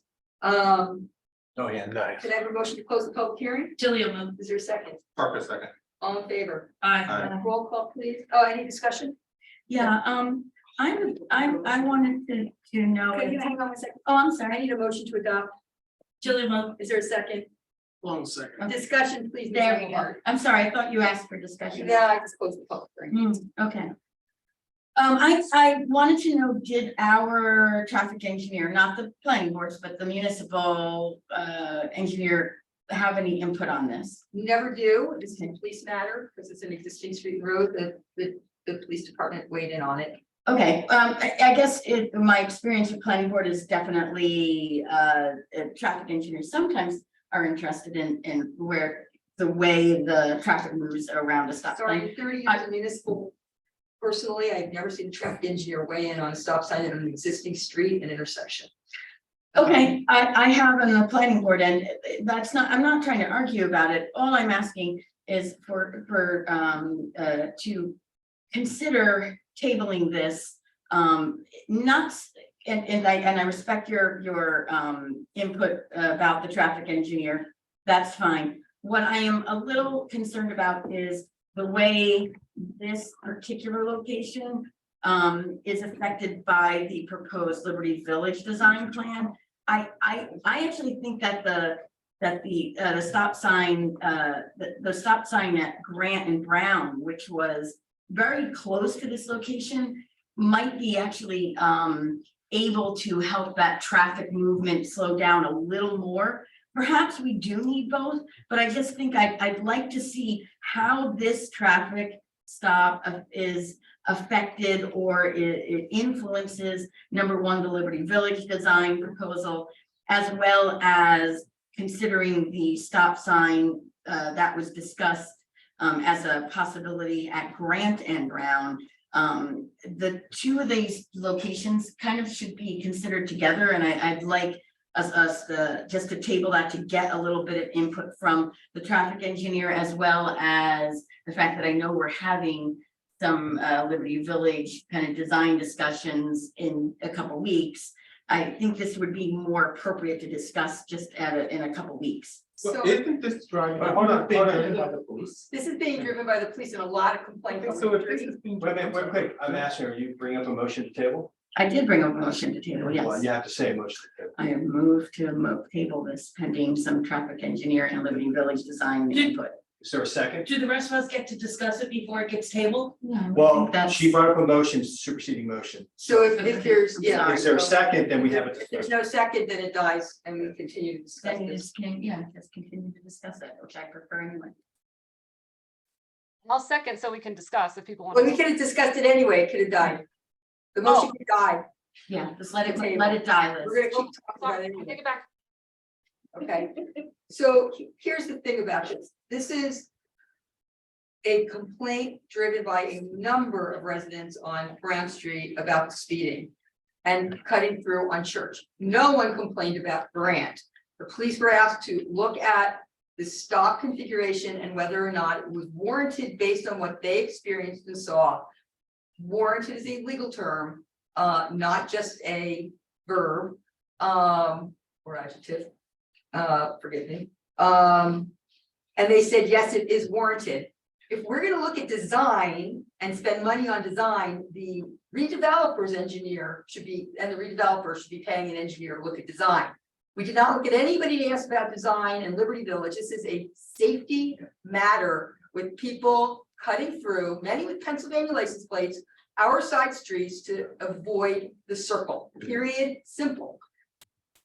I guess my point is, if you're concerned about people racing down Brown Street, I think it would make more sense to stop them halfway. But nobody's using Grant. The complaints are they're using Church. Nobody's complaining they're using Grant because Grant's so narrow. And they're not using Brown, they're just using Church. They're using Church to Brown. They're not stopping. They're taking high rates of speed around the curve at Brown. Oh, they're going east on Church and then turning left and going north on Brown. South. I'm south on Brown, I'm Correct. sorry. Okay, Correct. okay, so the stop sign is facing, So it was asked to stop look at it, at right, that it intersection. was asked to put up a stop sign at that intersection, and when the police looked at it, they said, it's also warranted on the other side of the Church. Because Mhm. people are also throwing down Fulper and not Fulper, Central and coming down that way. Okay, So they opined that it needs to be a three-way stop, not just a two-way stop. okay, I appreciate that input from the police, and that clarifies it a bit more, so thank you. Thank I you. do think that the development at Liberty Village will affect this intersection in maybe a bad way, so this might help it. I was just If it curious as does, to then- how it- But if it does, then we can come back and take a look at it. But right Absolutely. now, They it have is- to. Right, but right now, the police is saying from their expertise and what they do, this is what they're asking for. So I think we should just go with what they're asking for because they know better than us. Right, I and then appreciate also, that. whenever Liberty Village comes to full-blown site plan fruition, they're gonna have to do a full-blown site plan traffic study that will include Brown and Fulper and Grant and Church. They're gonna have to do it anyway, I so. think I misunderstood. I thought the speeding was going down from when they said the circle, I thought they meant from from like the Flemington Other way. foreign cars down to Church. Do you No. understand why Yeah, I was? it's the Okay. reverse. Okay, and so this is what my concern was. So I was looking at it from that point of view, and that's why I was asking for the change. Yeah, Wasn't it's the. Trying to offend anybody or trying to skip over I know. anybody or offend the Right. police that I don't trust their opinion. It wasn't clear as to what the reasoning was, and you guys all were very helpful to clarify it for me. Thank you. Thank you. Any other discussion? Can I have a roll call, please? Ms. Engelhardt, Yes. Mr. Long, Yes. Mr. Parker, Yes. Ms. Rosetti, Yes. Ms. Tilly. Yes. Thank you. Second public hearing is ordinance 2023-06, amending chapter 19, which is the flood damage prevention, section 19-4, administration of the municipal code of the borough of Flemington to establish permitting fees within areas of special flood hazard. This allows us to now, under the the newly fleshed out state stormwater laws, rules that have now forced every municipality to adopt them as a new ordinance. When properties come in for a construction review and it requires a floodplain manager to review them, those fees will be now charged to the individual property owner rather than the taxpayers at large. So this establishes the fees of $50 for a base review, $300 if it's more complicated. Can I have a motion to open up the public hearing? Tilly will. Is there a second? Parker second. All in favor? Aye. Public hearing is now open. Anybody wishing to speak, raise your hand on screen or come up to the microphone. Again, name and municipality. Michael, I can't tell. There's no one, right? Nobody. no one out there. All right, seeing none, can I have a motion to close the public hearing? Tilly will. Is there a second? Engelhardt seconds. All in favor? Aye. I have a motion to adopt. Tilly move. Is there a Engelhardt second? seconds. Any discussion? Roll call vote, please. Ms. Engelhardt, Yes. Mr. Long, Yes. Mr. Parker, Yes. Ms. Rosetti, Yes. Ms. Tilly. Yes. Pass. Thank you. Third one, ordinance 2023, public hearing amending chapter 2, section 210 entitled Shade Tree Commission to adjust the number of commission members from 5 to 7. This is us basically as the ordinance allowing us to go to the mandatory by state statute allowed by law members on a shade tree commission, which is 7 with 2 alternates. Can I have a motion to open up the public hearing? Tilly move. Is there a second? Ready, I'll second. Okay, all in favor? Aye. Public hearing is now open. Anybody from the public or on screen wishing to speak, raise your hand. Come to one the on screen. microphone. Seeing none, can I have a motion to close? Tilly move. There's a second. Parker. Second. All in favor? Aye. Is there a motion to adopt? Tilly move. Is there a second? Parker second. Any discussion? Could you just remind me again, I forgot, why, was this a request from the Shade Tree? So this is a direct request from the Shade Tree Commission. They have a former member who somehow didn't get reappointed at least a year ago or 2. And I'm hoping somebody can remind me of her name. Jane, I think it I'd is. like to appoint her as soon as this is done. Liz is trying to What is say. it, Liz?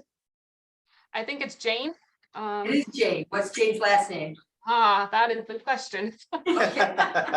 Why don't you take it while we go through this labor of public hearing, maybe you can find it for me. I can. So Jane, they want to make Jane, I believe, the chair of the Shade Tree Commission, but Jane isn't on the Shade Tree Commission because she fell off, like I said, at least a year ago.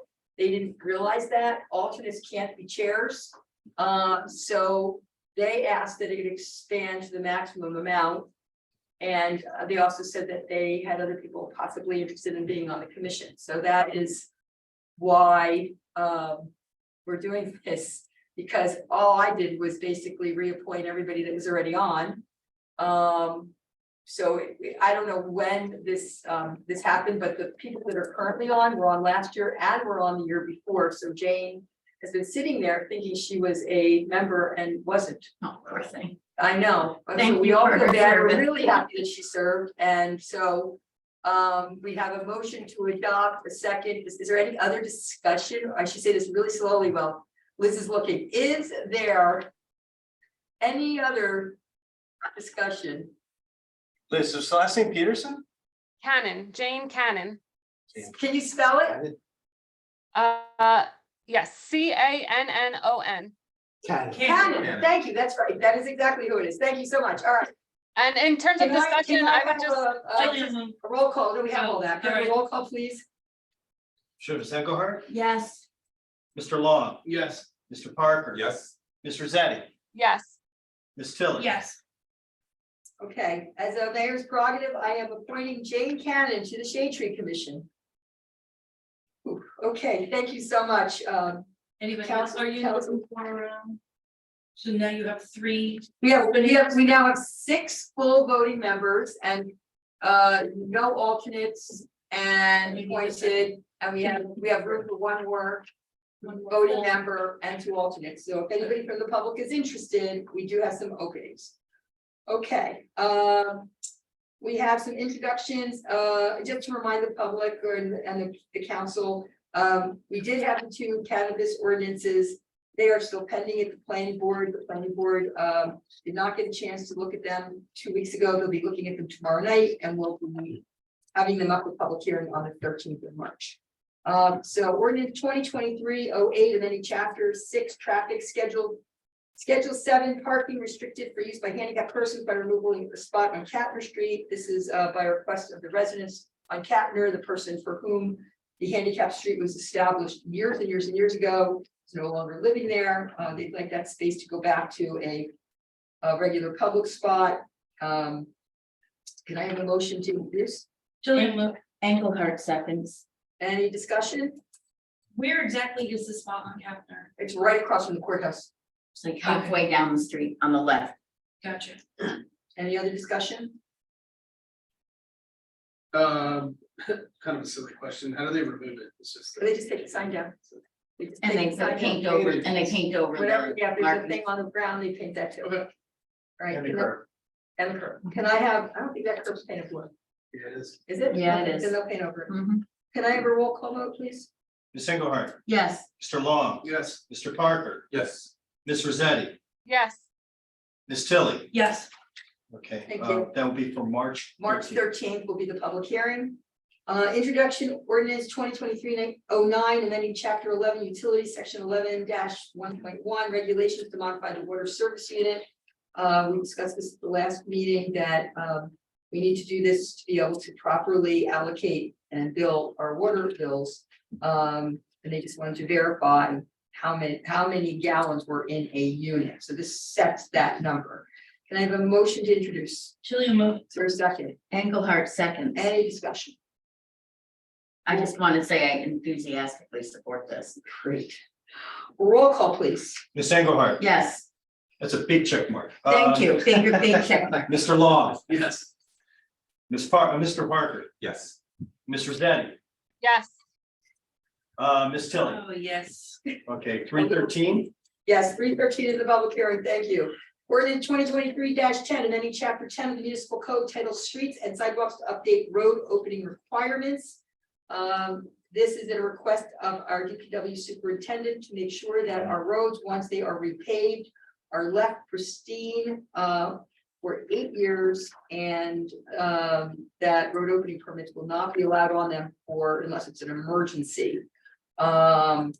Can I have a motion to introduce? Chillian move. Is there a second? Engelhardt second. Any discussion? Normally in introductions, we don't do discussion, but we're gonna do them tonight. I believe this is something we discussed last year Mhm. at DPW and council, but It never Never got happened. done. Well, it's getting done tonight. Can I have a roll call, please? Ms. Engelhardt, Yes, Mr. Long, Yes. Mr. Parker, Yes. Ms. Rosetti, yes, Ms. Tilly. yes. Thank you. That'll be on 313. Yes, public hearing 313. Thank you for reminding me. Introduction, ordinance 2023-11, granting renewal of municipal consent to Comcast of Central Jersey to LLC to construct, connect, operate, and maintain a cable television and communication system in the borough of Flemington, Hunter County, New Jersey. This ordinance, to Michael's credit, he found that we have no longer been enjoying franchise fees from Comcast, which enjoys exclusivity in the borough. There really is nobody else we could put this out to bid on with. We were getting 5,000 a year. Michael has been working on this for several months, got them to give us 10,000 a year, No, just 10,000, or 10,000, just 10,000. 10,000 That's flat. that's the gift. There's a 2% sales, which is mandated by the state. So we get 2% of the cable portion of the Comcast service to each customer in the borough. Plus the $10,000 as the gift once we pass the ordinance. Right, a one-time thing. And thank you to Mr. Corsini for getting his contract read to us for tonight. Can I have a motion to introduce? Tillian move. Is there a second? Hold on a second. Any discussion? Yeah, how long is this contract? How 10 many years. years? 10 years. Will there's anybody still be using cable other than me? I was the one who made that remark to you, Mayor. Remark to you, Mayor. Take credit for it. Thank you.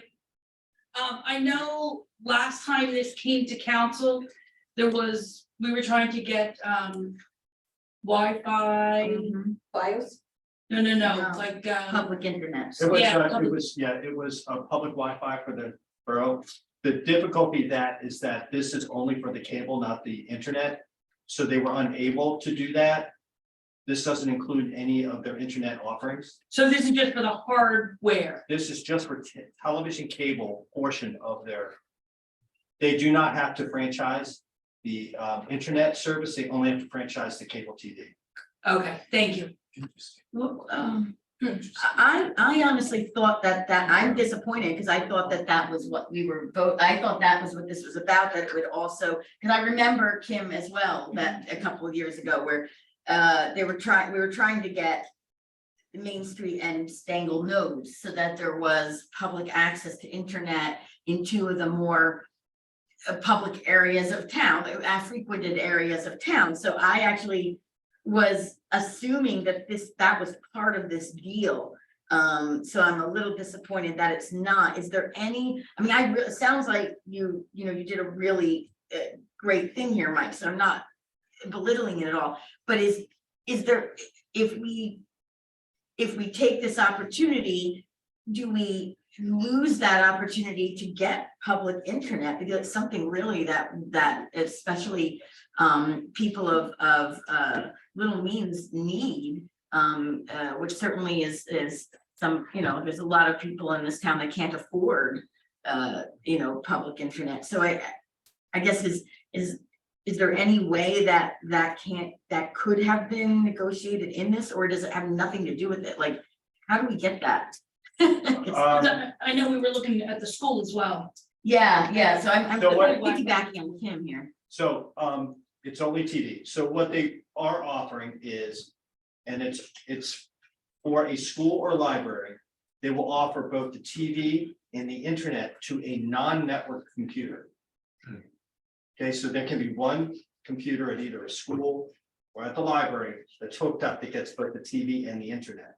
I tried to get them to, because we get free television for any and all of the borough-owned properties, for any of the schools, the library, things of that nature.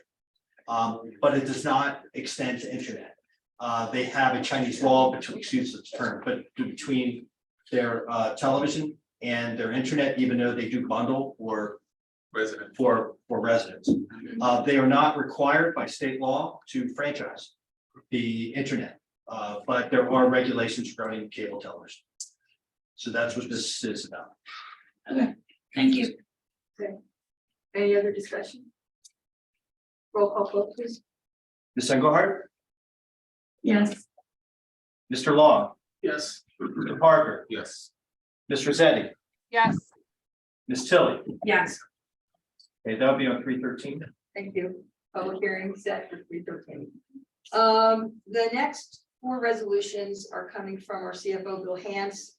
These dedication by writers that I discussed at our last meeting, which state of New Jersey allows only limited places where we can create these escrow funds that don't get swept up at the end of the year into the general fund. We can set aside money each year. The first one, resolution 2023-66, requesting permission for dedication by rider for the expenditure of fees for the Borough of Flemington Storm Recovery Trust Fund, will allow funds that are left over in the DPW's budget for snow removal or flooding to stay in a escrow fund and not get swept into the general fund at the end of the year, setting us up for some nice padding where we can create a more predictable budget. And I have a motion on resolution 2023-66. Tillian move. Is there a second? One second. Any discussion? Roll call vote, please. Ms. Engelhardt, Yes. Mr. Long, Yes. Mr. Parker, Yes. Ms. Rosetti, Yes. Ms. Tilly, Yes, pass. Thank you. These have to actually, the DCA gives us authority to do this, so this is, it really is a request. The next one, resolution 2023-67, requesting permission for dedication by rider for the expenditure of fees for the Borough of Flemington Animal Control fees. That allows us to set this escrow account for all of the licensing fees from the dog licenses to get set aside so that it's always available rather than having to put it into the budget to pay for rabies vaccines and clinics and that sort of thing. Can I have a motion? Tilly will move. Is there a second? Engelhardt seconds. Any discussion? Roll call, please. Ms. Engelhardt, Yes. Mr. Long, Yes. Mr. Parker, Yes. Ms. Rosetti, Yes. Ms. Tilly, Yes, pass. Thank you. Resolution 2023-68, requesting permission for dedication by rider for the expenditure of fees for the Borough of Flemington outside employment of off-duty municipal officers. This one allows us to collect the fees from, for example, Elizabeth Town Gas, which may be working in November, and they don't send us the check until December. We can't do our payroll until January, and that money will be in a fund. It won't be swept. We won't have to find it. We won't have to put it in that 10% of our temporary budget. It'll be sitting there already. Can I have a motion, please? Tilly will move. Is there a second? Parker second. Any discussion? Roll call, please. Ms. Engelhardt, Yes. Mr. Long, Yes. Mr. Parker, Yes. Ms. Rosetti, Yes. Thank you. Ms. Tilly, Yes, Sorry, thank you. pass. Resolution 2023-69, the last of them requesting permission for dedication by rider for the expenditure of fees for the Borough of Flemington Unemployment Trust Fund. Again, this allows us to put aside money for, in case one of our employees gets onto unemployment, we will have a fund sitting there. We won't have to take it out of a general budget and tax our taxpayers. It will be sitting there in case there is something unforeseeable. So it's allowed again by law to create an escrow fund for something that is unforeseeable that we can't budget for, but we can set aside funds for every year in small amounts until we have something that we feel our CFO feels is a comfortable amount of safe. It's like basically a financial safety net. Can I have a motion, please? Tilly will move. Is there a second? Parker second. Any discussion? Yeah, very quickly. Sure. I just wanted to thank Bill Hance for, I reached out to him and kind of asked for a little primer on this because I haven't gone to my councilman how to do a budget yet. That's in a couple weeks. And he was very kind and gracious to kind of walk me through and explain this. And just like to kind of boil it down for those out in the audience who may not, maybe as kind of naive as I was when I was reading these. And for full transparency, I kind of broke it down like this, that the municipality is more like a household budget, whereas like maybe a state or a federal is got a little more kind of umph and flexibility. And, you know, I was wondering, well, do we need these extra, these funds that, not extra funds, but funds that are on these line items? If we need them for other things, would we need that flexibility? And Bill graciously explained to me that these particular line items, you can't do that per the state. So I was really, really thankful for Bill's input in it. He explained it very clearly and concisely. And I do understand that other issues that come up related to specific line items, if we do need to have that kind of flexibility, you can change that by resolution. But in these cases, these four, as well as he mentioned donations were also an example that which makes perfect sense. If somebody's donating, you would want that to be in a rider and confirm that that is being used as the donator intended. So just want to thank Bill because he was really helpful to me Bill's to great. understand this. Bill is great. So I just want to ask, so like an example of the unemployment trust fund would be like when we had the COVID event and we had to decrease our labor force, we would use that fund to reimburse, or not to reimburse, Right. to pay the employees Okay, exactly. to the Yeah. Exactly. Right now, the borough only has, there's, like I said at our last meeting, there's not a lot of these that the state allows to carry over money. The general budget gets swept every year. And so there's only a few places that the state allows this. And the only one of those places that we currently have in place is for retirees. The state allows money to be set aside in anticipation of employees retiring so that they're, they have unused vacation time or sick time that would get paid out. Again, we can set aside money so that there's no big blips in the budget. This is always to avoid blips. So we can set aside so much for snow removal and flood damage every year. And then sooner or later, we're gonna have a blip year and it's in that fund. And we don't have to worry about scrambling and moving money around by resolution. It's kind of like a reserve. It is, it's exactly what it is. So, okay, so that, I just wanted to touch base on what Kim said too about the unemployment, because we're talking about this happens to be this particular item we're talking about with the unemployment trust fund. If I do recall though, one of the reasons why we didn't lay off anybody during COVID was it actually would have cost us more money to do that than not. But I remember something in the discussions during one of your council meetings, but I could be wrong. But either way, like I said, thank you, Bill, for helping with this. moving on to number 12, resolution 2023-70. Wait, we have to vote on it. I thought we did. No, Oh, I'm sorry. Okay. Roll call, please. Ms. Engelhardt? yes. Mr. Long? Yes. Mr. Parker? Yes. Ms. Rosetti? Yes. Ms. Tilly? Yes, Pass. Thank you. Resolution 2023-70, awarding a professional services contract to RVE for engineering services for the Main Street Water and Sewer Infrastructure Improvement Project in the amount of $308,900. This is for all the work to take care of this very complicated project. Can I have a motion? Tilly, move. Is there a second? Long second. Is there any discussion? Terry is here. I'm confirming. I have one question. I know when I was speaking to Ken recently, Ken Deal in the sewer department. He was, I guess you guys were working on something with the elevation. Does this He asked include us- any of that resolution or no? No, Okay. he asked us to look to see if the original bid design, if a section of the gravity sewer, the gravity sanitary sewer could be rerouted. We went back and looked at the overall design, including the storm.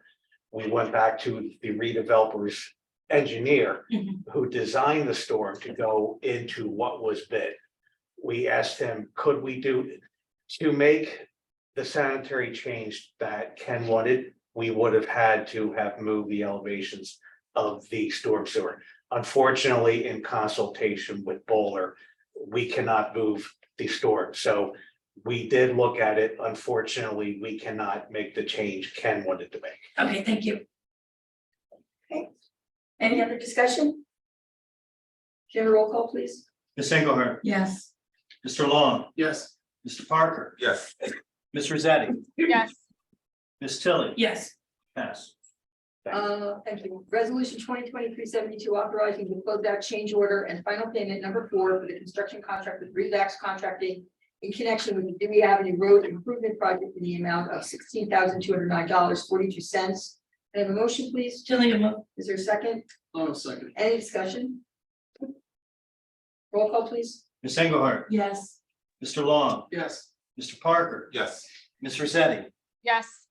Ms. Tilly? Yes, Pass. Thank you. Resolution 2023-73, awarding a contract for a fire detection system for 200 Main Street, which is the new police building. Can I have a motion, please? Tilly, move. Is there a second? Seconds. Sorry, Jeremy. Sorry. Any discussion? Just to note, I sent it today that we got a last minute second official quote, so we actually got 3 quotes on it. So just as a asterisk. Thank you. Any other discussion?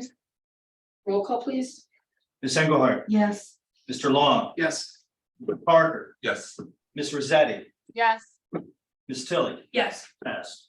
Thank you. All right, we have 2 items for the work session. The first one is the discussion of the Environmental Protection Agency's administrative court order designation through the DP to the Borough of Flemington.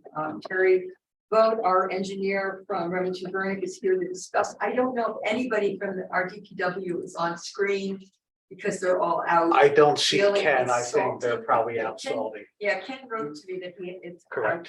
tonight, so I know he's not on. And this is a legal matter. We are making this public because I think it's important. with the public, that they understand what's going on with the borough and this matter, but at any point, if it gets to a concern that we're moving into legally how we might be handling this, that might be dicey and put the borough in jeopardy, I will shut down the conversation. Not gonna move it into executive session, we just won't let it proceed into a place where the borough will get in trouble with DEP or EPA. So, so it's really about the questions that you might have to Terry. We're gonna be looking to either Chris Cassini or Terry to say, not a good place to answer questions. So, but I do really want to keep this as transparent as possible because this has been a long time in the works. We've been waiting for this ACO for months and months and months. So go ahead, Terry, walk everybody through what it is, what it says, and how you're planning on through Remington Burnett Canley, and I know you've done a number of other similar ACO complaints for other municipalities in the state of New Jersey with success. So go ahead. So far. So far. Oh, please, we don't want to break your dream. Thank you, Mayor. First, I want to recognize Ken Deal. He's been extremely helpful to us. You're fortunate to have him, frankly, in my opinion. He's been really good to deal with. We weren't here at the time, but back in September of 2022, the borough had an EPA inspection of the sanitary sewer system. And this has been happening since the hurricane events over the last several years. It's become increasingly common, particularly central and northern New Jersey, but even southern New Jersey, where the EPA has come out. And they're focusing on areas that have had raw sewage overflow or raw sewage discharges in these really intense rainfall events. The borough has had those. The EPA sent an inspection report with their findings. They've also sent a draft ACO and administrative compliance order, Oh, I'm sorry. which the borough has. I call them consent orders, they call it compliance orders. The borough has not formally responded accepting the ACO yet. Ken has a concern, and rightfully so. One of the comments in the boilerplate language indicates that the borough must immediately cease and desist all illegal discharges. Well, that's easier said than done. You have a sewer system that if we get a massive hurricane tomorrow, you may very well have another discharge. There's other circumstances in talking with Ken and in looking at the borough system. One of the mitigating factors, in our opinion, as well as Ken's, is that because the borough system discharges into the Raritan Township system, if the Raritan Township system is backed up in the same event, that's going to have an impact on Flemington's capacity as well, and whether or not there's enough capacity for the sewage with infiltration to flow the way it's supposed to flow, or is it going to back up again? So there's a lot of mitigating factors that have to be looked at. The EPA has asked for a response with a schedule in accordance with the items outlined in the ACO. We prepared a draft response, first draft. We haven't had time to go over it with Ken. It's my understanding the borough is also looking at hiring a sewer council, which we would certainly support in dealing with the EPA. We're engineers, but we can't deal with any legal nuances that basically involve this. I received a call from the inspector from the EPA last Wednesday. She is dealing with us on several projects, including Flemington. And she was asking about, hey, how's it going? And I told her, I said, look, we just got appointed this year. We just had the transition meeting literally a month ago. We're getting on top of this. We're meeting with the sewer operator. The borough, to my knowledge, at the time certainly has not hired a sewer council per se. I think you had one last year. The borough has to decide who they're going to bring into So that the borough capacity. actually hasn't appointed a sewer attorney since 2010, I Oh, believe, but okay, they've been using one okay, kind of on call okay. on an hourly basis, but nobody has been appointed for at least a decade. All right, so the borough has to decide. Now, yeah, now We're gonna I'm use- looking at Right. options, including the one that had been on call and an expert from Chris's firm. Okay. So Okay. Yeah, so in talking with the EPA, I explained all this to her and I said, I said, you're probably not going to get a formal response. And you try pushing these people back as far as you can. And I said, it may not be until the end of April. And she was okay with that. She just wanted me to get back to her and say, hey, we've discussed it. You will get a response by or before April 30th, which I would like to do after this meeting. Not the response itself, not what we sent today. What we sent today is a schedule of actions based upon what that's the draft you sent. the draft that we sent sent to today. council? Correct, correct. That just went out today. Again, this is a working draft. We have not had time to go over this with Ken or mayor and council or the incoming sewer council or anybody. This is based on our experience of what they're looking for. Their concern is infiltration getting into the borough sewer system, which is a cause, if not the primary cause of these overflows. It happens during these heavy rainstorm events, not just here, it's relatively common, many systems. Flemington's system, other than what's been replaced within the last 20 or 30 years, is literally a century plus old. So you have a lot of areas, if you have sewer that is sitting within groundwater or areas that can be inundated with large storm events, it's not a surprise that at least some of these areas are going to be leaking. What we've recommended in our February 13th draft is a series of actions to basically take a measured approach and look at your system. Take flow measurements in areas that we expect to find by infiltration readings based upon data. From that, actually go and videotape areas where we find high readings. And then identify areas based upon flow data and based upon video data and based upon other testing. It could be inspections, it could be smoke testing. Basically characterize what's out here and then target what we believe are the highest priority areas that are contributing to infiltration and make recommendations long-term in terms of what can be done. Can I ask you? a Sure. question? So I think we've done about less than 40% of all of our sewer lines have been lined and fixed. I think it's somewhere like, I think that number is somewhere under 40%. Yeah, I know in talking to Ken, they don't like lining the sewers here Right. because they found that it's really a temporary solution. Yeah. And what they've done is more replacement. But we've done There has, yeah, about 40%. yeah. What's the magic number, Terry? Do you have any idea what that magic percentage is that would really stop the problem? Honestly, no, at this point, no. Okay. I that's can good. tell you, we have appended a chart that Ken did. And it's a really good historical analysis of what's been Did done. everybody get that too? I know That's I got actually it. it. I didn't get anything.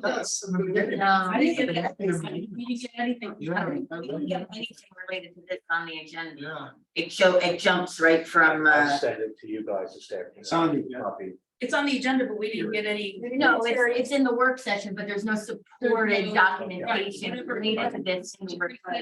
Email. The person who's working on it unfortunately was gonna come tonight, but with the weather, she was coming from South Jersey. She would have had hard copies, unfortunately. Maybe do we not can just have get hard copies of everything, you know. I can forward this to everybody after the That'd be meeting. great. Like I said, Okay, I'm telling EPA that they're not getting a formal response, which is the final version of this, until the end of April. So Mhm. we have time. we have time. But I'll be happy if to get this So report. Ken put together a historical chart, which Correct. I did see. Correct. Which unfortunately nobody else did, but we'll make sure everybody I've gets seen it. it before. Yeah. See, okay, Mhm.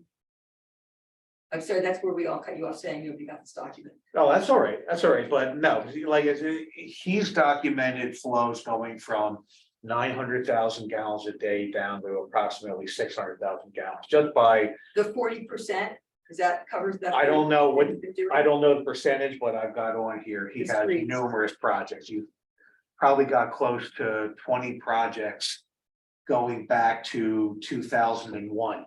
Wow. Just eyeballing the chart. Like I said, it's a very impressive chart. And this is going to be good to go back to EPA. Part of what you do with the EPA, in my experience, and I've only done part of these, I've done a few sanitaries, I've done stormwater. We have people, including Kristen Kramer from our firm, who's on tonight, who specialize in sanitary sewer. Kristen actually wrote our draft response in coordination with Dennis Yoder, our Director of Engineering, who's currently doing ACOs for sewer, including Phillipsburg, including Maple Shade. He's dealt with this inspector and this team, and we have a very good working relationship. But, you know, this is set up based upon our experience. You want to show the perception of progress. You don't want to go back to EPA and say, hey, it's too much money, we're not going to do anything. That will get you in trouble quickly. You want to say, we hear what you're saying, the borough's got limited funding, time, resources. We're taking a measured approach. This is what we have in mind. And that's what we've outlined. I'm sorry, not everybody has this, but we've recommended testing. Basically, most of this is going to be occurring late 23 through 2024 to buy time. So to help us to gather information, to find resources. We talked possibly about making application if necessary for New Jersey. What are we testing and where are we testing? We are going to be doing flow monitoring beginning according to the current schedule, beginning September of 2023 through April of 2024. And you have to keep in mind, the flow testing should be done in what's known as seasonal high groundwater conditions. Hurricane seasons. Well, hurricane season, you're going to get the discharges. To find out where the inflow is coming, other than big surges, you want to measure parts of your system. We are proposing installing flow meters and monitoring the suspected areas that have been outlined in EPA's inspection and historical data. And in your document, you also are proposing that we pay and fund all this through the IBANK. We are recommending iBank as one source. The advantage of iBank for sewer work is that they are offering, and we don't have the official number, but for sewer work, they are currently telling people they are offering at least partial principal forgiveness. Could be 25, it could be 50. Yeah, I know talking with Ken, he has a preference. He likes dealing with USDA better. And I think USDA may be easier to deal with and quicker turns around. They don't offer principal forgiveness to our knowledge. We can certainly look at that. It doesn't have to be iBank. Many towns are using iBank for sanitary sewer for that reason. Well, yeah. I mean, it's. Yeah. Expensive and. Yeah. So,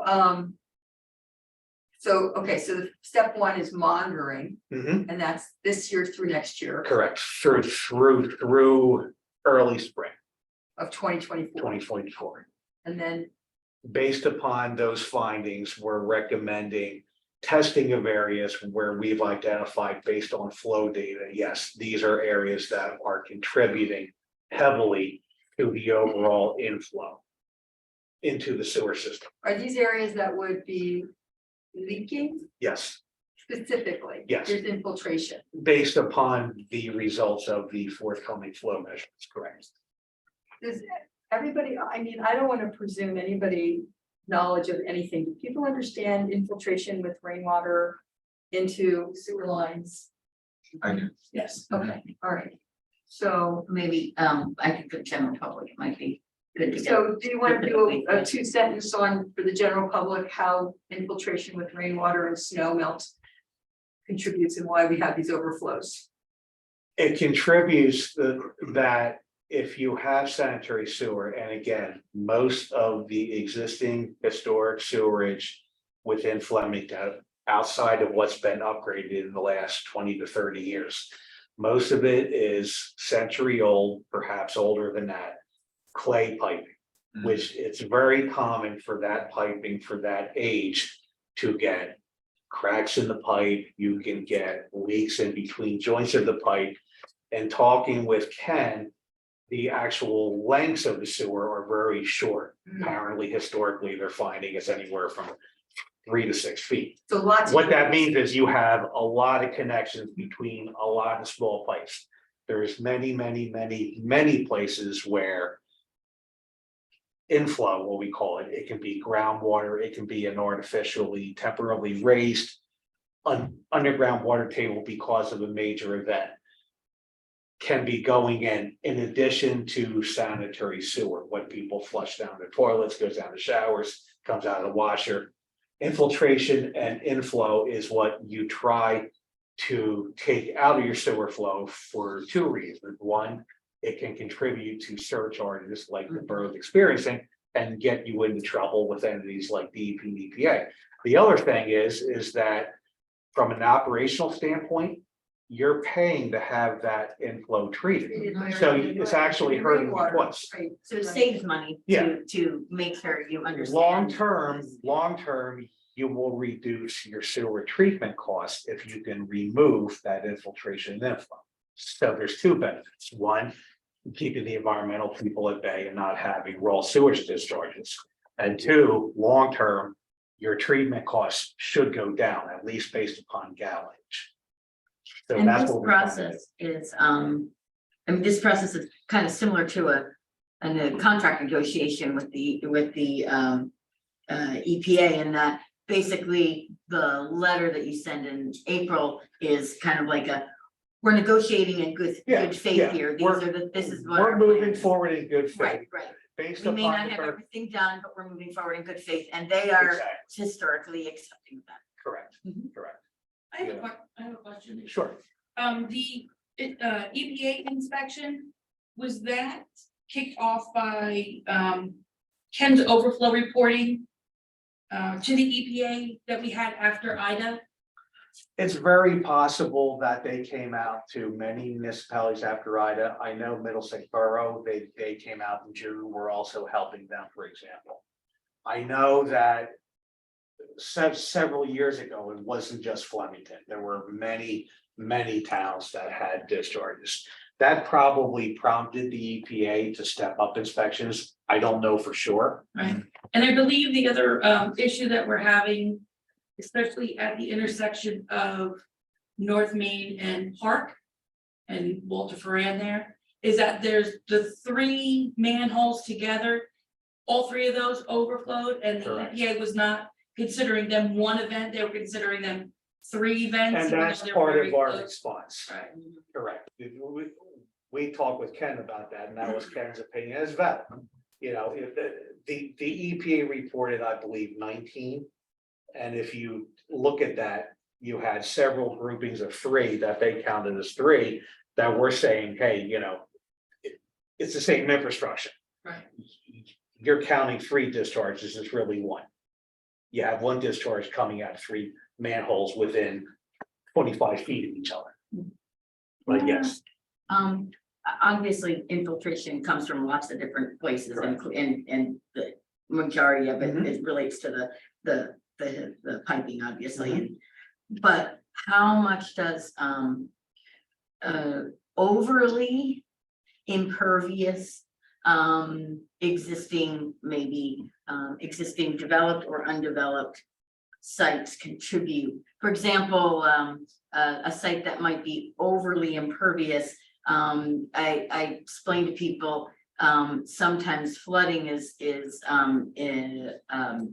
influenced by kind of like a sheet of water that has nowhere to go, and it slides off of a property where, properties are supposed to maintain their stormwater on site first before it leaves, it discharges the site.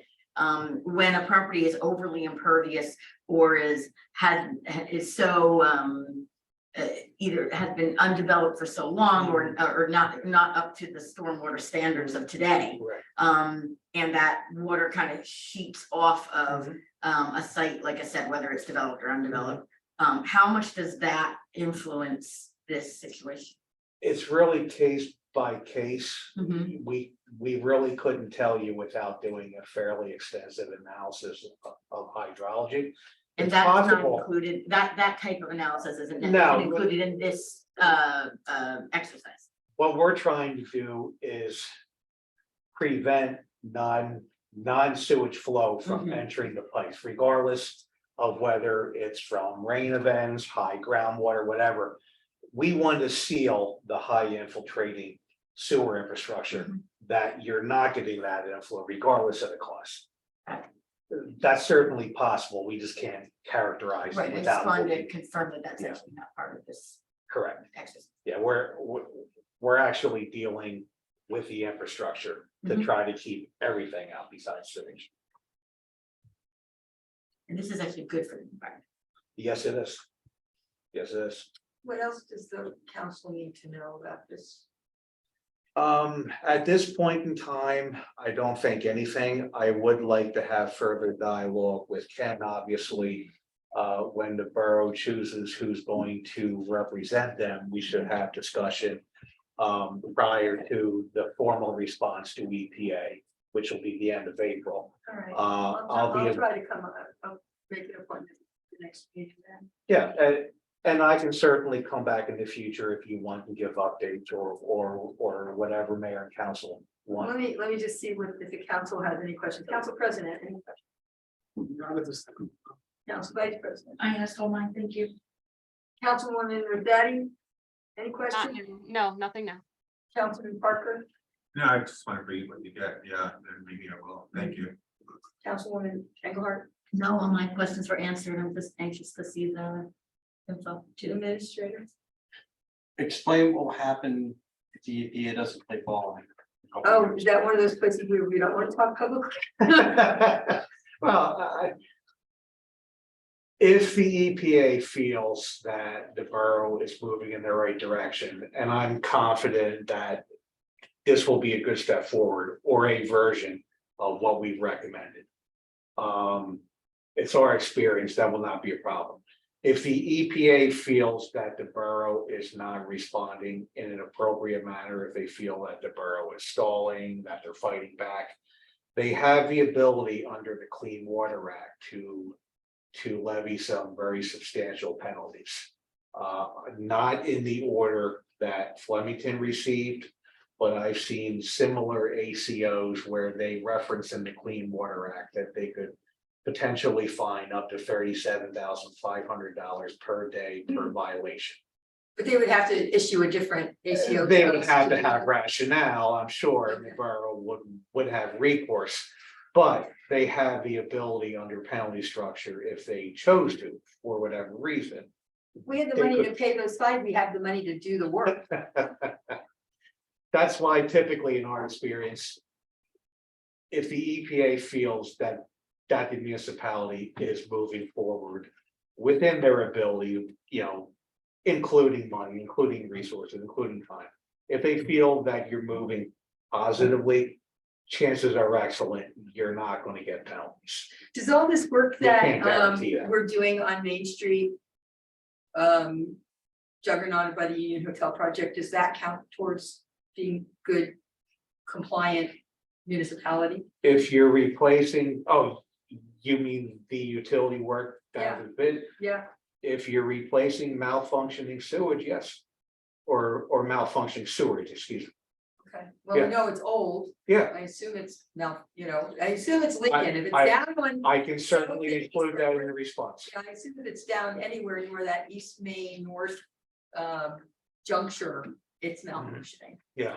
Because that's where all of our major problems are, that whole North Main to East Main area. That, that blows that's all very across the possible, that's a positive. neighborhood.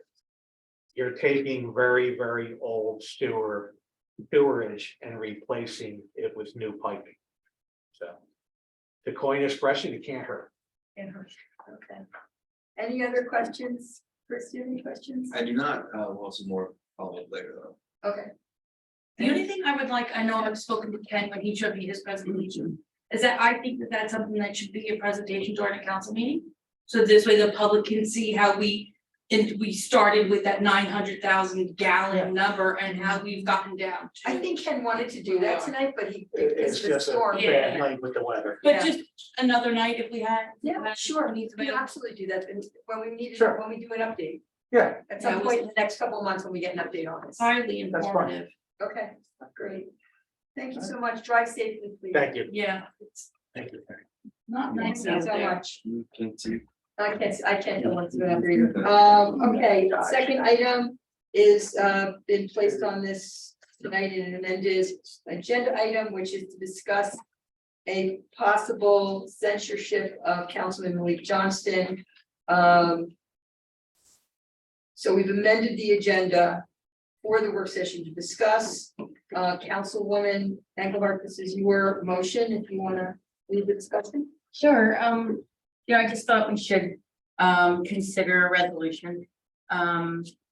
Considering the serious nature of the charges of Councilman Thompson. I guess my first comment would be a question to Chris, and that is there a form of sanction we can do without resolution? Because you had asked me earlier, am I proposing a resolution? And I said, yes, but is there a way to censure without doing a resolution? And I guess first would be the first question. So your form of government and the general laws that apply to municipalities does not include a censure, to my knowledge. Your form of government definitely doesn't. I am 90% sure that the general laws do not either. That does not mean you cannot censure. It's a procedural thing you can undertake if you want.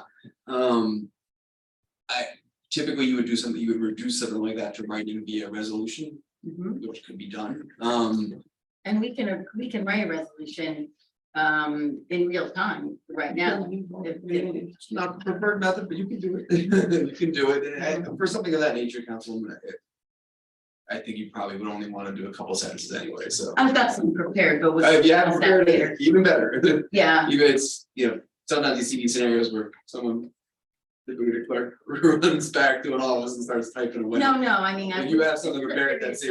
I think prepared, Yeah, because I sure. don't, it is a very serious matter, so I wouldn't have brought it up if I So wasn't no, serious about it. procedurally would just be to add it back into section 12, Roman number 12 of your agenda, which you could just add in there as a. Alright, well, we'll decide that after everybody discusses. But- I guess my only other discussion item that I'd like to hear everybody's Good night. opinion on is, good night, Terry, drive carefully. Thanks. The other item that I'd like to, maybe have everybody discuss is, perhaps, I'd like to, request that the mayor remove him from his committee assignments. Frankly, there's work to be done. There's 6 of us, and the work is divvied up between the 6 of us, and I'm frankly willing to step up and take some of that responsibility. But, I think that this is serious enough for his committee assignments to be removed in So, addition to censure. I did So talk- that's where I guess everybody can start discussing as I well. did talk to the council president today, since he represents the police as a police commissioner, if he would be willing to temporarily take the courts as well, because it makes sense. He did agree to do that. So, I am prepared to do that. I mean, of course, I haven't done it because I was truly believing that the councilman was going to resign, which is why I have not temporarily given anybody else's assignment, because if he resigned, then there would be somebody being put into his place who would then presumably take on all of his assignments. So, I don't have, I mean, I guess that's where And I don't propose this lightly. I mean, the reason why I advertised this, Discuss the yeah. courts with, you know, which is a. That's great. A I'm blatant thrilled. conflict of interest Mhm. for anybody in councilman's position. Out of the, you know, versus the other ones, right? So I have no problem right now saying publicly that, because the councilman president has agreed that, I am temporarily assigning the court to council president, Long. The others, there are those conflicts aren't there, and nor have I received phone calls. I received one phone call asking what was going on with him and whether he was gonna resign, but no one has called me. And I did ask the councilman to call the chairs of his boards and let them know his status, Mhm. and if they had an issue, to contact me Good. and ask me to temporarily, but I've not gotten any I've not gotten any phone calls from any boards at all. And I So, wouldn't have proposed this if he had resigned prior to this meeting, but he hasn't, and that's why I'm proposing the censure and the removal of committees. I'm gonna say that until he resigns. I mean, he's an elected member of the council just like I am. I mean, he still has responsibilities to the council. Mhm. I don't think we should be giving him a free ride to still say that he's a council member, but not have any responsibilities. So the courts, absolutely, that's definitely a conflict. His other liaison positions. Let's make him be accountable to that. Good point. Good point. I mean, because if you're gonna take somebody's council liaison positions away, you could take mine away. no way. You know what I mean? Hey, Right. if we're gonna get a free ride, I'll jump on that train too. I just feel like it's an honor to serve, and if he's not serving, we should at least encourage a temporary reassignment. But, you know, like I said, that's just, I think I wanna see some action taken because of the no resignation that was, received by today. So that's why I figured the censure is one thing, but taking responsibilities away is stripping another kind of A respect question for away. you, has he actually reached out to those committees to them? I don't know, I did, Yeah, you know, I that's- talked on that's the big Saturday deal. and he told me he was gonna call all of you, and I said, you need to call your. Cause he told me on Saturday he was coming tonight and he was going to give his reports. And so when, I said to him, when you talk to those boards, you also need to see if they're comfortable having you represent them. And if they're not, they need to contact me, and he agreed to do that. So I do not know the answer to that question. So I think maybe what we should do is follow up with him. Did you actually do it? And if you want, I'll follow up with him. If you can, unless you want to, or Jeremy wants to, whatever.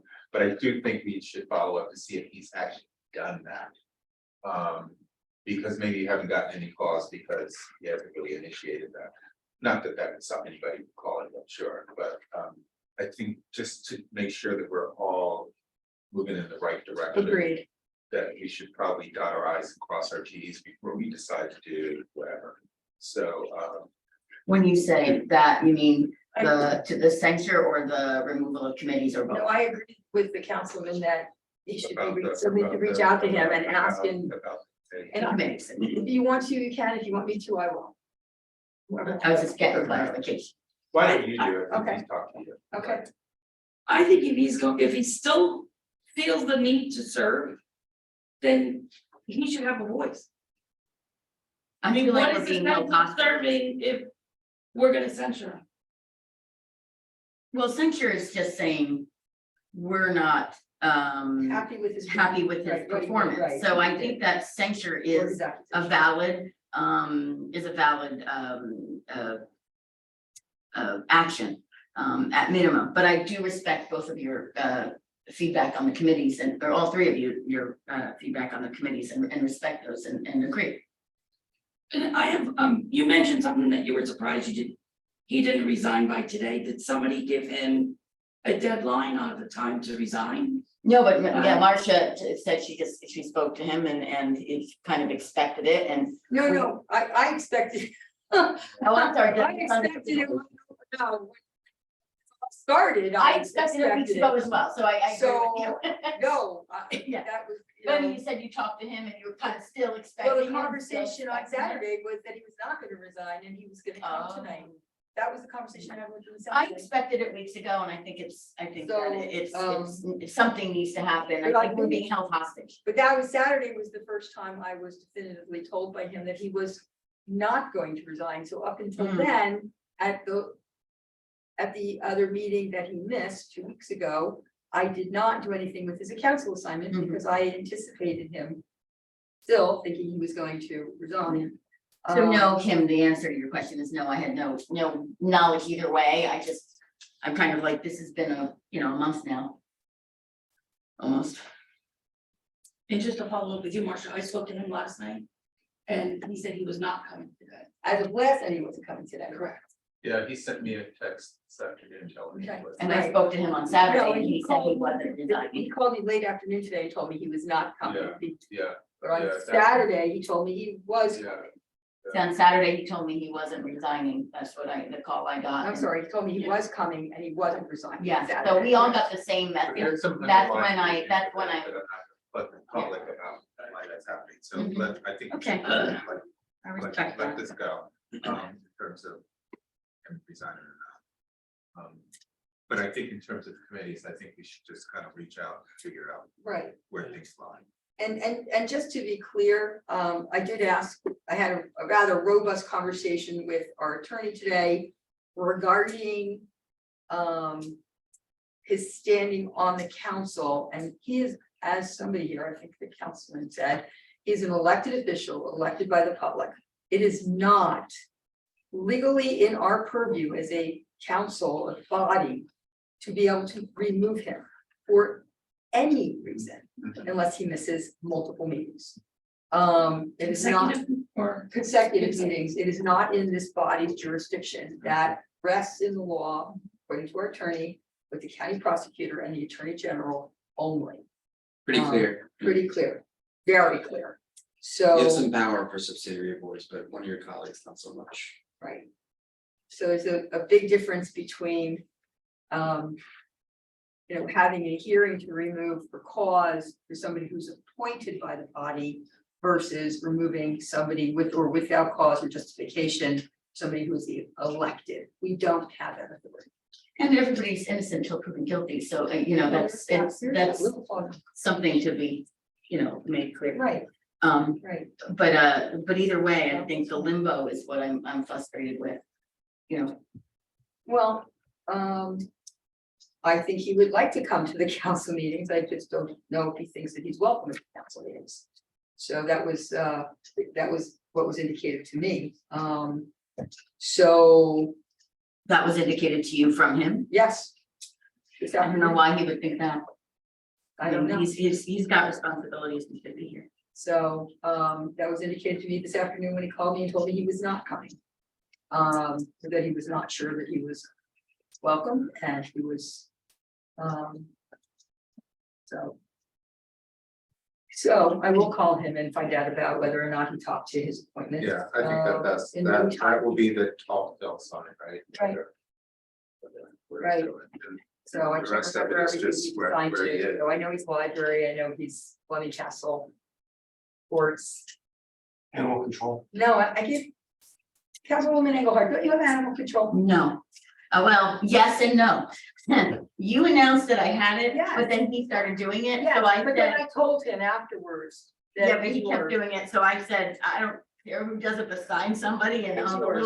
little paper, it says his, so I've gotten no other direction besides that. Oh, I see it first. I don't care either I way. did correct him several weeks ago about that. I don't wanna step on anybody's toes, so I said, I don't really care. And He's he on had D- and he he's on had DPW as well, which has two other representatives, you and I, so that's okay. And in the Um, museum.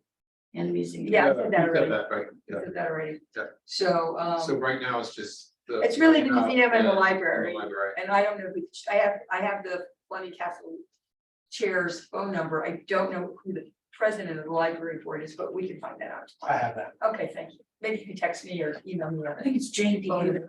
Oh, it's in here. It's still. It It was was when David, I I was on it last year. think I have her phone number, but I'm not positive. She's definitely on the board. Right, anyway, all right, so, I don't know if there's any need for any other discussion, but I don't know if Liz or Jeremy have anything to say. Councilwoman Rossetti, you have anything you want to opine on? No, I'm gonna refrain mostly from comment right now. I mean, I'll just say I am struggling. I do feel like I have a moral obligation, you know, to my constituents in this community. That we do need to take a stance on this, but I don't really want to talk about the situation itself, so. Basically saying to us, refrain from saying anything right now. Councilwoman Rossetti, you have any? I'm sorry, I'm sorry. No, I think I've said my piece, thank you. Councilman Parker, All right, I think that. Council President. Only that I'll execute the new court's role temporarily to the best of my ability at the moment. Because you had nothing else to do. And that's what I told him on the phone, that he doesn't have to say yes, I can assign somebody else, but he agreed to No, do it. it's fine. Because I worry about getting his wife mad at me, not something I want. So it's if I put forth a resolution, would people be willing to at least vote on it? Well, there's a motion, I guess, somebody would have to make a motion to, Amend the agenda to add on document. right, so do you want to read it out I loud? was gonna say, can I hear the resolution first? Yeah, sure. All right, so I'll propose this is what I would propose if I were to amend the agenda with this resolution. I have whereas all council members are elected to the public, by the public, excuse me, to represent constituents and to uphold and shape local law. And whereas council member Malik Johnson has recently been substantively charged with serious illegal and community damaging activity, the council and mayor formally censure Malik Johnson. Now, like I said, I've not really written one of these before, so that was at the past, but that's what I would propose to amend the agenda with as a resolution. And I think Mr. Humphrey has a comment. Well, before he has a comment, I'm going to turn to our attorney and ask him about the language that she just read, if you're comfortable with that. Non-binding, I guess any other, doesn't bind the council, I don't have to, I mean, So- your question implies you have a problem, but I don't necessarily. believe Well, I that. mean, I just want to make sure that by her referring allegations in his charges, that that's okay. And I also want to know, is this resolution, because it says the mayor and council, but I don't get to vote, so, Yeah, fine, we'll take that out. okay, so take out the mayor part. I think you're fine with that, I'm gonna- Councilwoman Engelhardt. I don't think you have an issue striking just from the mayor language. Thank you. I I tried to don't keep get, it I don't get that, so, simple. I tried to keep it simple. Yeah, I think you just. but you're okay with the other parts, Why don't you read the part again? Sure. That Marcia. Whereas all council members are elected by the public to represent constituents and to uphold and shape local law.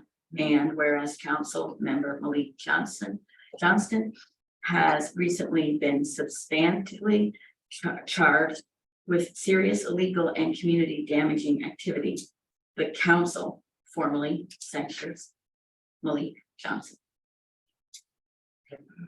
So I took out the Can mayor. I bring up an important item here? sure. He's an employee of the town. He has to be rice noticed before we do anything. Is that true of an elected official? No. He's an employee. That and is he not gets true paid. of an elected official. I think that the rice case exempts. It absolutely exempts elected officials. Yeah, And also, we're not an executive, it's public session, so you can talk about anyone you want in public session. The rice case only applies to executive session. Okay. So. Can we Can say I that have- like he strayed from? Councilwoman Engelhardt, can I approach and it might be better if I just. Yeah. Picture it in my. Yeah, sure, sure, It's easier to. Like I said, I Yeah. wrote it down here, you can, yeah. I just ignore the last paragraph and take out the word "and mayor." Yeah. That's, I think that's. I'm just like trying to work it over in my head, sorry. That's fine. So do I.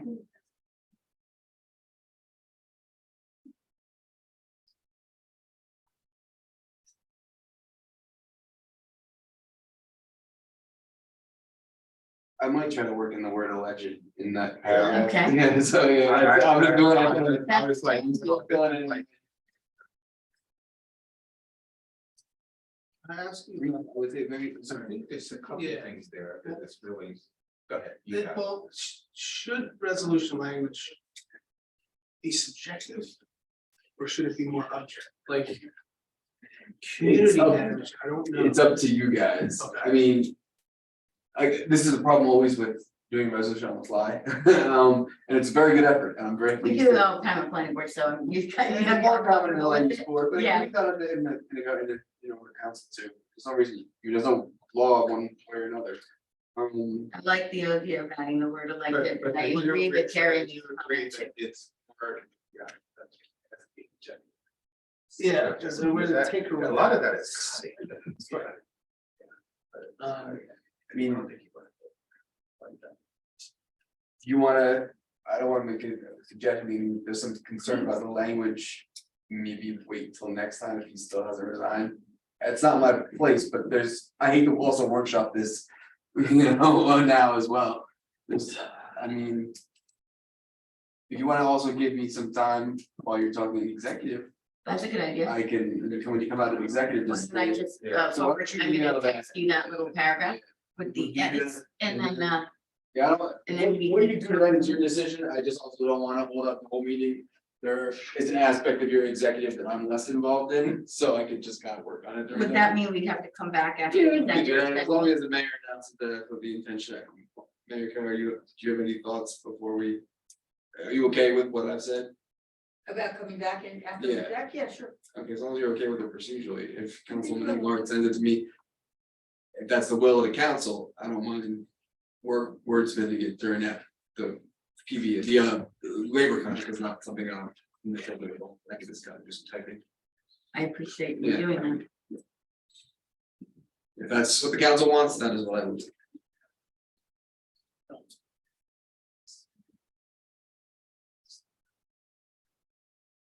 Works for everybody.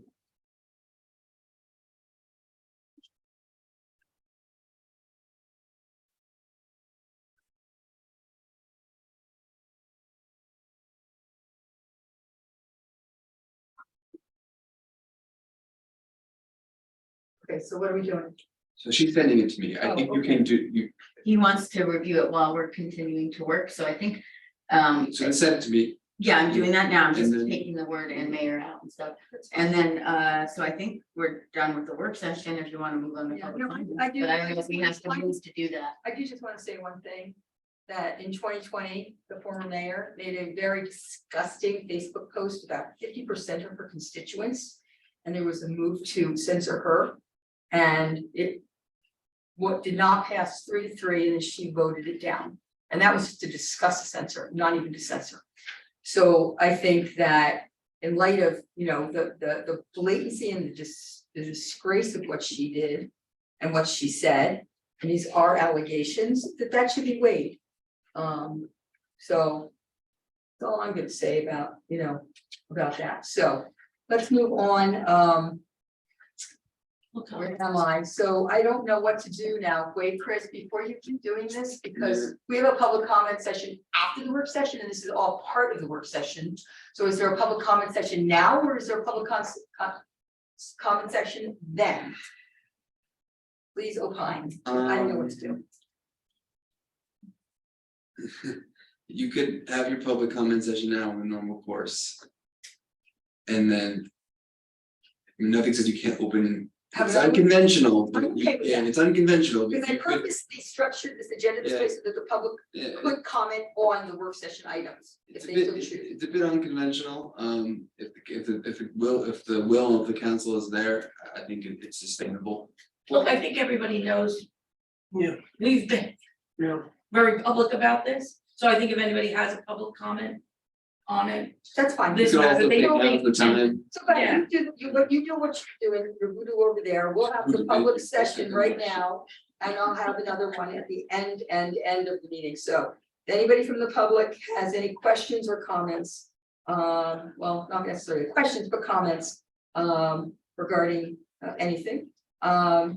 If you're here in public, you can come up to the mic. If you're on screen, you can raise your hand. Again, name and municipality, no. Nothing live. Okay, thank you. So, See, you know, I have a question. Are we still using the public comments email? you're checking, okay. Yeah. All right, so we have. It comes payment- directly to me. I don't have to check. Oh, Thank you. Payment of the bills, can I have a Silly move. motion to, I have to say. Payment of the bills in the amount of $365,795.58. Is there a second? Long second. Everybody's good with this stuff? All right, can I have a roll call? Ms. Engelhardt. Yes. Mr. Long. Yes. Mr. Parker. Yes. Ms. Rosetti. Yes. Ms. Tilly. Yes. Thank you. All right, this time we'll be moving into executive session. For resolution 2023-76, executive session to discuss potential shared service agreement with Raritan Township and contract discussion for local Teamsters contract. There may be action taken after the closed session that will have nothing to do with the closed session. Only the work session. So thank you for coming. Caitlin, it was nice to see you. Do we need, Yeah, we need a motion. Oh, yeah, we have a motion to go through that. Is there a second? Thanks. Second. All in favor? Aye. And for the record, I just want everybody to see, if you think that Councilman Parker's shirt is dazzling, you should really see Council President Long Socks. I know, they're really cool. I was looking at them. Come on now. They are really-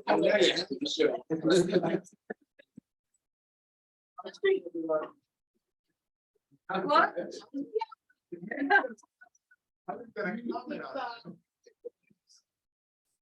Goodbye. Did this change? I You will gave try, it but to me I- last? Yes, thank you. Yeah, I know. And I make it a thing. It's great, it's great. I have a doctor because of that. He wears the best socks. The best socks. Just for both of us. Yeah, There's there's two different. there are ones there. four that are shared service, so someone will have to share. I already read it off. How are you? I have a question. Yes. I have one more memorandum. Then. And I have extras of the Teamsters. I don't have anything on the Teamsters. I've never seen it. I don't know. Here, can you pass this down for- Contract? These were last year, the last contract, if anyone wants to copy. I'd like that. Yeah. Well, I gave you one there. Oh, well, this is last year's. Okay, got it. Okay. All right, so let's do the Raritan Township Care Service Agreement first. Real quick. Was the meeting locked? I didn't hear the message. Was the meeting locked? Oh, Oh, No. true. Hold on. Yeah, we've got other people in here. Sorry, my fault. And Yeah. is it okay if I run to the bathroom? Can we have like a 1 minute? Yes, we'll take a 5-minute recess. That sounds good. I want to stand up anyway. Just a stretch. Yes. Check the snow. Anybody want to check the snow? Well, I've been monitoring my, Are they gonna close schools tomorrow? I'm hoping, I got my phone with me.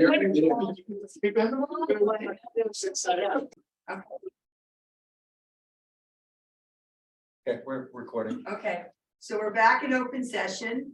And we're going back to the work session, item number 13, thank you, the work session to discuss a potential resolution to censor Councilman Johnston.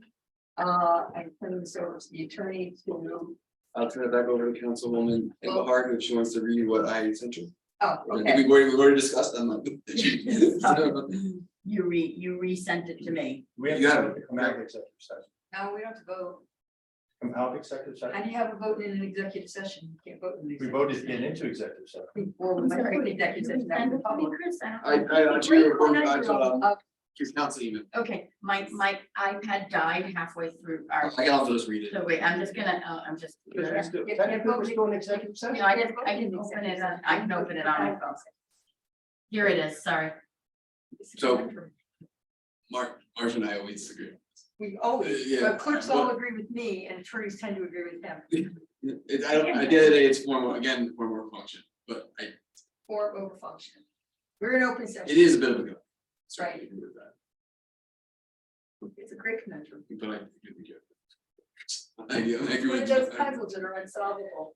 Yes. Okay, so what's going on here? The councilman's reading it? Yeah, do I have a number for this resolution? It'll be 77. 77? Hold on, let me just confirm that. So my first question, Yeah. Councilman, are you okay with whatever 2023 the second? 77. I read it to her, so she knows. Yes. Oh. Yeah. All right. I just said it to her. I can also read it, whatever. That's what it says, so Yeah. somebody's got to read it to the council so they can make a decision. Yeah, you have to read that in a whole. I'll defer to Councilman Nagelhardt, but I'm also ready to run. So, if you are okay with it, what you could do is you could read it in the form of a motion and see if it gets a second. If it doesn't get a second, it dies. Mhm. If it gets a discussion, second, we'll go into discussion, or you can, I would just like to move, okay, so you're gonna make a motion, go ahead. I'm going to make a motion to present resolution 2023-77. Whereas all council members are elected by the public to represent constituents and to uphold and shape local law. And whereas recent allegations concerning the conduct of council member Malik Johnston has called into question Mr. Johnston's ability to fulfill that commitment. Be it therefore resolved that the council formally censures Malik Johnston. Sorry. Does anybody want that read again? Is there a second? Rosetti will second. Okay. Discussion. Council President? Council President? Councilwoman Tilly? Councilwoman Rosetti, any discussion at all? No comment. Our administrator, or attorney? Okay. Can you please call the roll? Ms. Engelhardt, Yes. Mr. Long, Yes. Mr. Parker, Yes. Ms. Rosetti, Yes. Ms. Tilly, I'm gonna abstain on this one. I'm conflicted still. this passed. Okay. Thank you. So basically, a censure has really no teeth, it just says, we don't like your behavior. So, all right, is there a motion to adjourn? Really, more. One second. Thank you very much, everybody, please drive safely. Especially those who are driving out of Wilmington Road. Drive safely, Me and you, Mike. right, exactly. So it's two. So it's not bad, it's really not bad out there, and they get grind, so I. You look too. Like, Yeah. Come on, man. I got four-wheel drive. okay, well, he's- I know, right there though. It's not bad at all. I should know that because I'm always at work myself. Yeah. Well. Everyone get a chance. You will see me there. You will see me there. It didn't happen. See, all my clients in Bridgewater, and everybody comes in. Yeah. It will happen. Although I try to go with 12 hours. Yes. I go off hours doing that. Really? Cycle up. Yeah, hold on. Right? Very My popular. husband enjoys working in